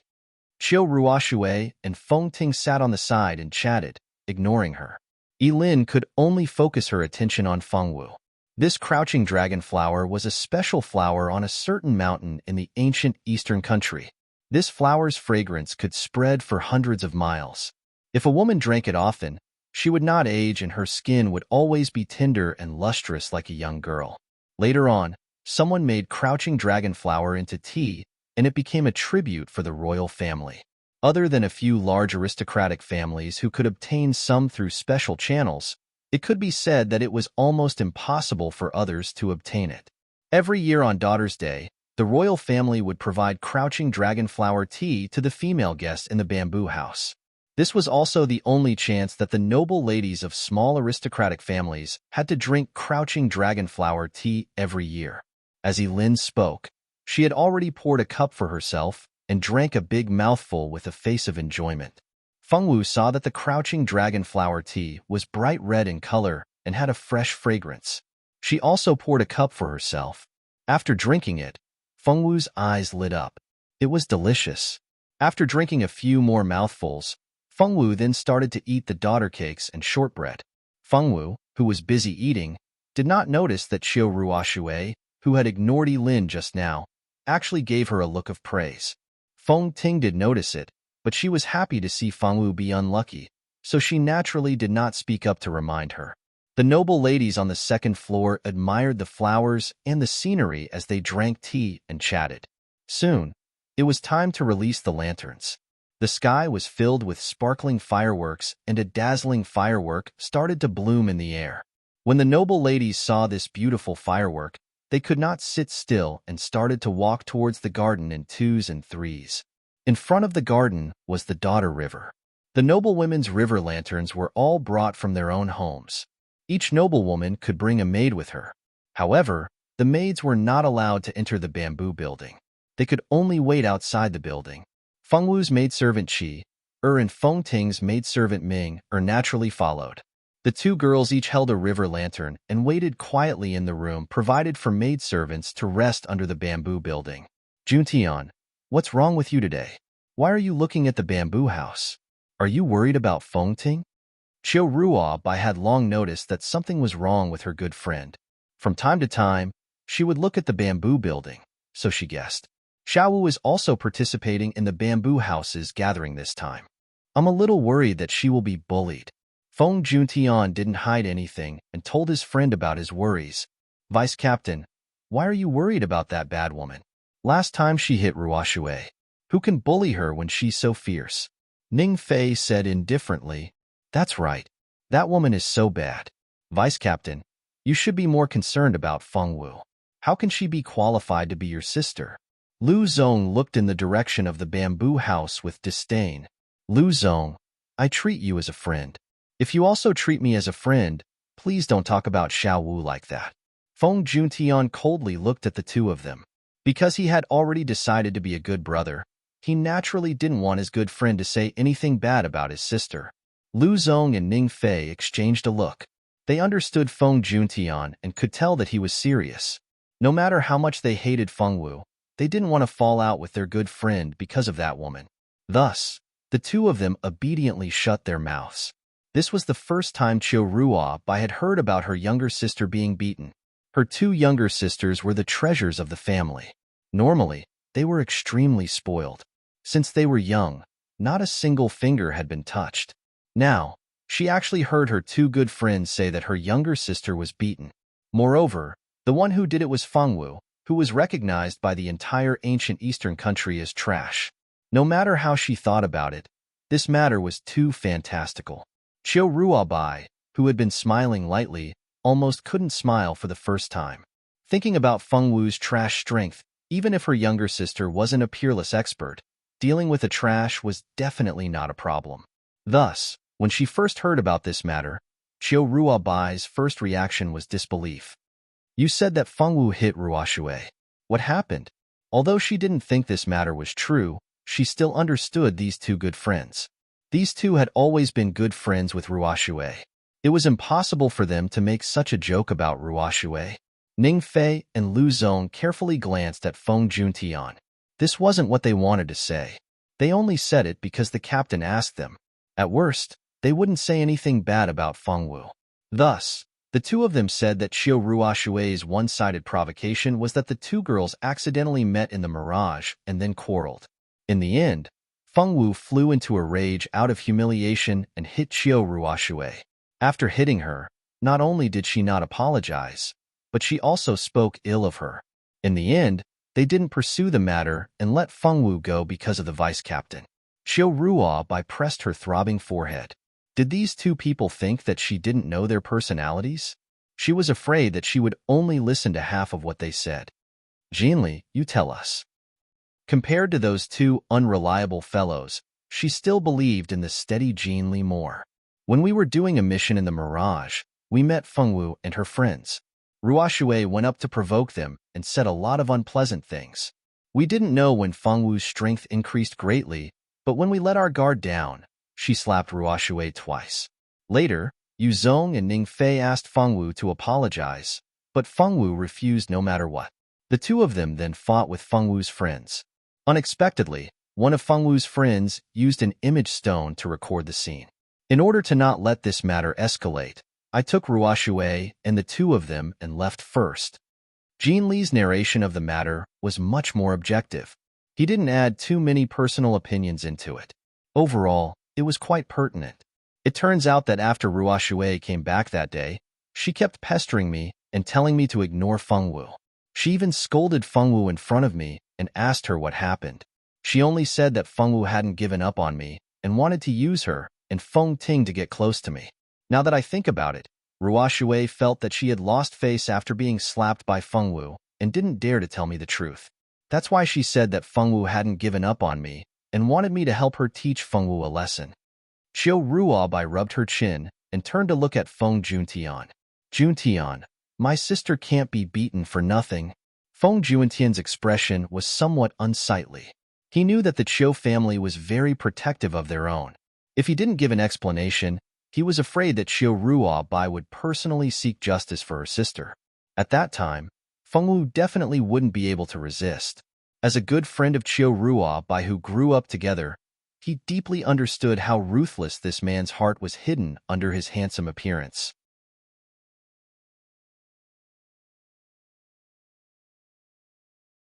Chapter 208. I will make her apologize to Ruoshui.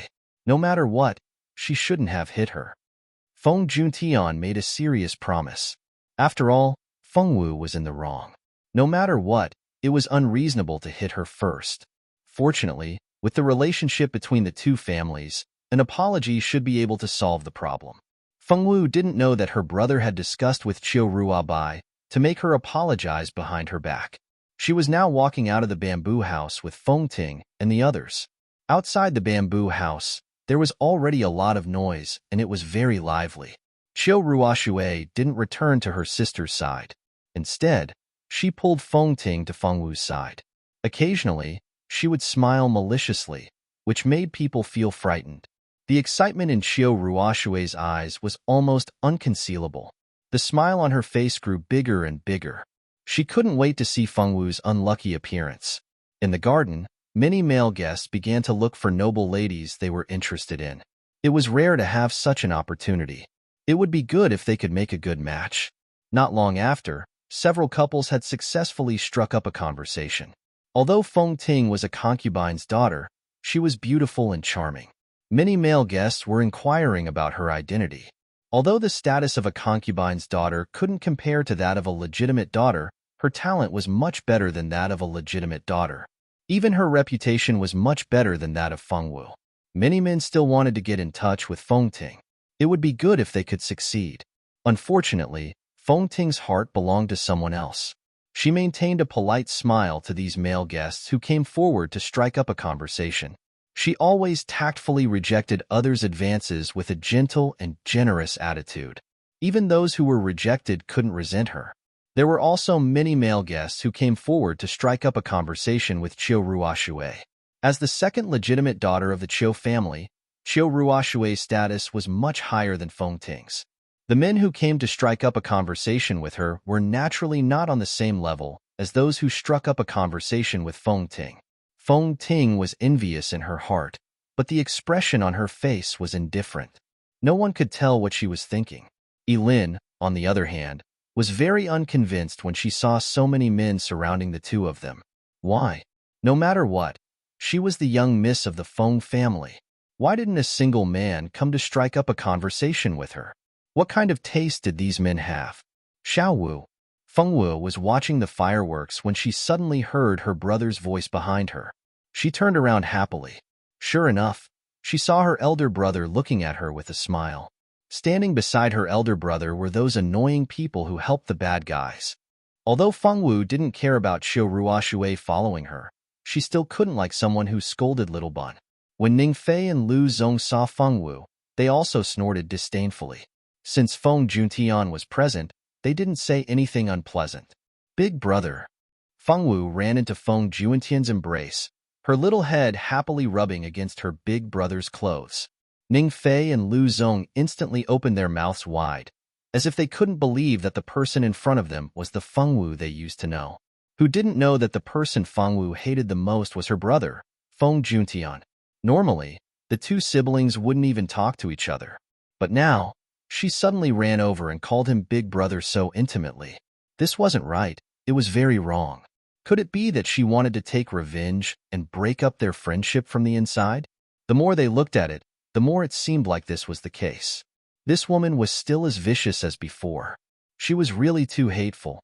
Qiu Ruobai looked at the affectionate siblings and thoughtfully rubbed her chin. She couldn't understand what Feng Wu wanted to do. Xiao Wu, were you obedient just now? No one bullied you, right? Feng Juntian was worried that Feng Wu would be bullied. He was also worried that Feng Wu would be impulsive and start fighting with others because of a few words. When they returned home, he was afraid that his grandfather would be angry again. I was obedient. No one bullied me. Feng Wu obediently allowed her brother to pat her head as she spoke seriously. That's good. Feng Juntian smiled dotingly and rubbed his sister's head twice. Big brother. Feng Ting looked at the affectionate scene between the siblings and felt uncomfortable. Did Feng Juntian only like Feng Wu and no longer care about her, this concubine-born sister? She didn't want to be ignored, and she didn't want Feng Juntian to only dote on Feng Wu as his little sister. Thus, she spoke up, her voice somewhat aggrieved. Ting Ting. Feng Juntian turned his gaze to Feng Ting and responded. Feng Ting felt even more uncomfortable in her heart. Before Feng Wu returned, she was her big brother's only little sister. But now, with the addition of Feng Wu, she, who had been close to Feng Juntian for more than 10 years, was like an extra button. As expected, if they weren't born from the same mother, then there was a layer separating them. No matter how hard she tried, she couldn't make up for it. Vice Captain, don't forget. You promised the captain that you would make this bad. Feng Wu apologized. Ningfei originally wanted to call her a bad woman out of habit. Fortunately, he reacted quickly and turned around. Ningfei thought with lingering fear. That's right, that's right. Vice Captain, quickly make Feng Wu apologize. She should apologize for hitting Ruoshui. Lu Zong chimed in loudly from the side. Feng Juntian coldly glared at the two of them. He turned Feng Wu around and made her face Qiu Ruoshui. Xiao Wu, big brother heard that you hit Ruoshui. It's wrong to hit people. You should apologize to Ruoshui. Do you understand? Feng Juntian didn't use his identity as her big brother to force Fengwu to apologize. He wanted to try and reason with her. He felt that Fengwu had grown up a lot recently. Perhaps he could make her take the initiative to apologize. Fengwu heard Feng Juntian's words and looked at Qiu Ruoxue.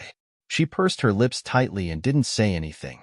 Why did Big Brother want her to apologize to this bad person? This bad person scolded her baby and scolded her. Xiaowu didn't like bad people. She didn't want to apologize. But if she didn't apologize, Big Brother wouldn't like her anymore. Big Brother treated her well, just like the older brothers of the little girls at the foot of the mountain. He would pamper her and buy her delicious food. She didn't want to lose her big brother and didn't want to apologize. What should she do? Fengwu girl rarely felt so distressed. But now, she felt very helpless and didn't know what to do. Because she didn't know what to do, Fengwu just stood there like a block of wood and didn't say anything. Xiaowu. Feng Juntian called out a few times, but his sister didn't respond to him. Could it be that she didn't want to apologize and get angry again? Xiaowu, you should apologize. You shouldn't have hit Ruoxue that day. Apologize and let's make up, okay? Feng Ting gently walked to Fengwu's side.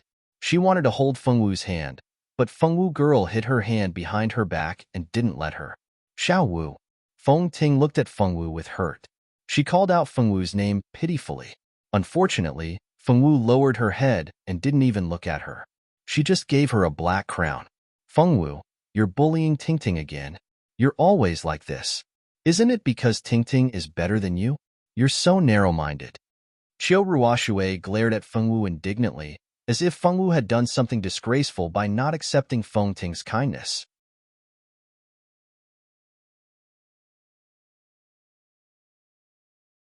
Chapter 209. Lu Zong and Ning Fei were naturally the same as Qiu Ruoxue and looked at Fengwu with displeasure. Humph. Bad woman. You only know how to bully others with your status as the Feng family's legitimate daughter. You really don't know how to repent. No wonder the captain doesn't like you. It would be strange if anyone would like a woman like you. Hurry up and apologize to Ruoxue. This time, not only do you have to apologize to Ruoxue, but you also have to apologize to Feng Ting. Lu Zong shouted. Feng Juntian looked at this scene with a headache. He didn't know what was going on, but things seemed to be getting more and more troublesome. He felt that Qiu Ruoxue, Lu Zong, and Ning Fei's reactions were too much. He knew that Xiaowu had never liked Feng Ting. He didn't force her to get along with Feng Ting. In any case, in a large family, it was almost impossible to find a legitimate daughter and a concubine's daughter who had a good relationship. Feng Juntian was very unhappy that Lu Zong wanted Fengwu to apologize to Feng Ting. Feng Ting and Fengwu were both members of the Feng family. Even if Fengwu did something wrong, only the Feng family had the qualifications to make her apologize. Lu Zong and the others had overstepped their boundaries. Lu Zong, the matter between Fengwu and Feng Ting will naturally be handled by Juntian, a member of the Feng family. The implication was that his actions had overstepped their status as friends. Lu Zong was reminded by Qiu Ruobai and also understood his mistake. He shut his mouth and no longer forced Fengwu to apologize to Feng Ting. Ning Fei, who had originally planned to speak gently to Lu Zong, also understood when he heard the captain's words. He didn't dare to join in the commotion. Both of them were legitimate sons of large families. Even if their thoughts weren't as deep as Feng Juntian and Qiu Ruobai, they weren't idiots. Some things they didn't understand at the moment, but after being reminded, they immediately understood their mistakes. On the other hand, because Qiu Ruoxue had always been spoiled by her family, she never had the concept of overstepping her boundaries. She only knew that her good friend had been bullied by Fengwu. This trash. If she didn't apologize, she wouldn't be able to swallow this anger. I told you to apologize. Did you hear me? Are you playing dumb? Let me tell you, there's no way. You must apologize to me and Ting today. Otherwise, we won't be finished. With her brother here and two friends helping her, Qiu Ruoxue had nothing to fear this time. Fengwu still kept her head down. Even if she didn't say anything, she still wouldn't say anything. She looked like she was going to be a wooden puppet until the end. Qiu Ruobai frowned as she looked at her younger sister's unreasonable behavior. She wondered if she and her parents had spoiled her too much, spoiling her so much that she didn't know how to analyze the pros and cons. In front of the son of the first wife, she wanted a daughter of the first wife to apologize to a daughter of a concubine. If she had forced a small family, everything would have been fine. After all, the strength of the Chiu family was there. Even if that person had resentment in his heart, he wouldn't dare to disobey, let alone take revenge. It just so happened that the person she forced was the daughter of the first wife of the Feng family, who was as powerful as the Chiu family. A person who could do this kind of thing could be called brainless. It just so happened that this brainless person was her own little sister. Enough, Ruoshui.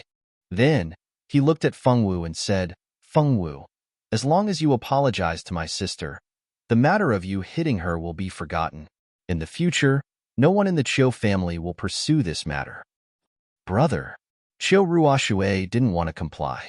How could she be let off so easily with just an apology? If she didn't slap her a few times, she wouldn't be able to vent her anger. I said that's enough. Chiu Ruobai gave her younger sister a deep look, her eyes filled with a strong sense of warning. Chiu Ruoshui knew her brother's temper. Usually, it was fine to throw a tantrum, but when her brother was angry, it was best to be honest. When her brother was angry, he wouldn't give anyone face. Chiu Ruoshui closed her mouth, feeling wronged. She didn't dare to make her brother angry again. I won't apologize. At this time, Feng Wu, who had been silent, finally spoke. She slowly raised her head. Her voice was still soft, but there was stubbornness and a touch of grievance in her voice. Xiao Wu, don't be stubborn. As long as you apologize, this matter will be over. Ruobai has already promised not to pursue this matter. Feng Juntian stared closely at Feng Wu. He did this because he didn't want Feng Wu to be hated by Feng Juntian. He also didn't want this matter to reach his grandfather. Once his grandfather knew that Feng Wu caused trouble again, and even hit a daughter of the Chiu family, he would dislike Feng Wu even more. She's a bad person. She scolded Xiao Yi and me. I won't apologize to a bad person. Feng Wu turned away and no longer looked at her brother. Although Feng Wu wanted a brother, she wouldn't give up her perseverance for a brother who stood on the side of a bad person. Feng Juntian wanted to persuade her again, but at this time, there was a commotion. Many men and women looked towards the entrance of the garden. There were also small exclamations, as if they had seen something incredible. Heavens, is that the Prince of the Silver Moon Ancient Kingdom? He's so good-looking. I've never seen such a good-looking person. I feel that he's even more handsome than Feng Juntian and Chiu Ruobai. As expected of a prince from the Silver Moon Ancient Kingdom. He's as beautiful as the moonlight. If only I had the chance to talk to her. Dream on. Can't you see that the princesses are here? Moreover, even if the princesses aren't here, there's still Chiu Ruoshui and Lan Zhou. How could we have the chance to talk to that prince? Did you guys hear? The third princess seems to have taken a fancy to that prince and intends to have a marriage alliance with the Silver Moon Ancient Kingdom. Is that true? The third princess's standards are indeed high. I've never heard of any man that could enter her eyes. Now, she's finally taken a fancy to one. What's so strange about that? That prince is so good-looking and has a noble background. I'm afraid there are many girls who have taken a fancy to him. However, who would dare to compete with the princess for a husband? It's not like they don't want to live in the ancient Eastern Kingdom anymore. The girls' discussion flooded into the ears of Feng Wu's group. Only now did they notice that tonight's distinguished guest had arrived. Separated by the crowd, they couldn't see whether the prince was as handsome as the girls described him to be. Feng Juntian didn't mention the apology again. After all, now wasn't the time. The visit of a prince from the Silver Moon Ancient Kingdom was a big event. Moreover, it was said that this prince was very likely to be the next Moon Emperor. With such a noble person here, anything else could be put aside. Ting Ting, let's go take a look at that prince. I'm really curious what he looks like.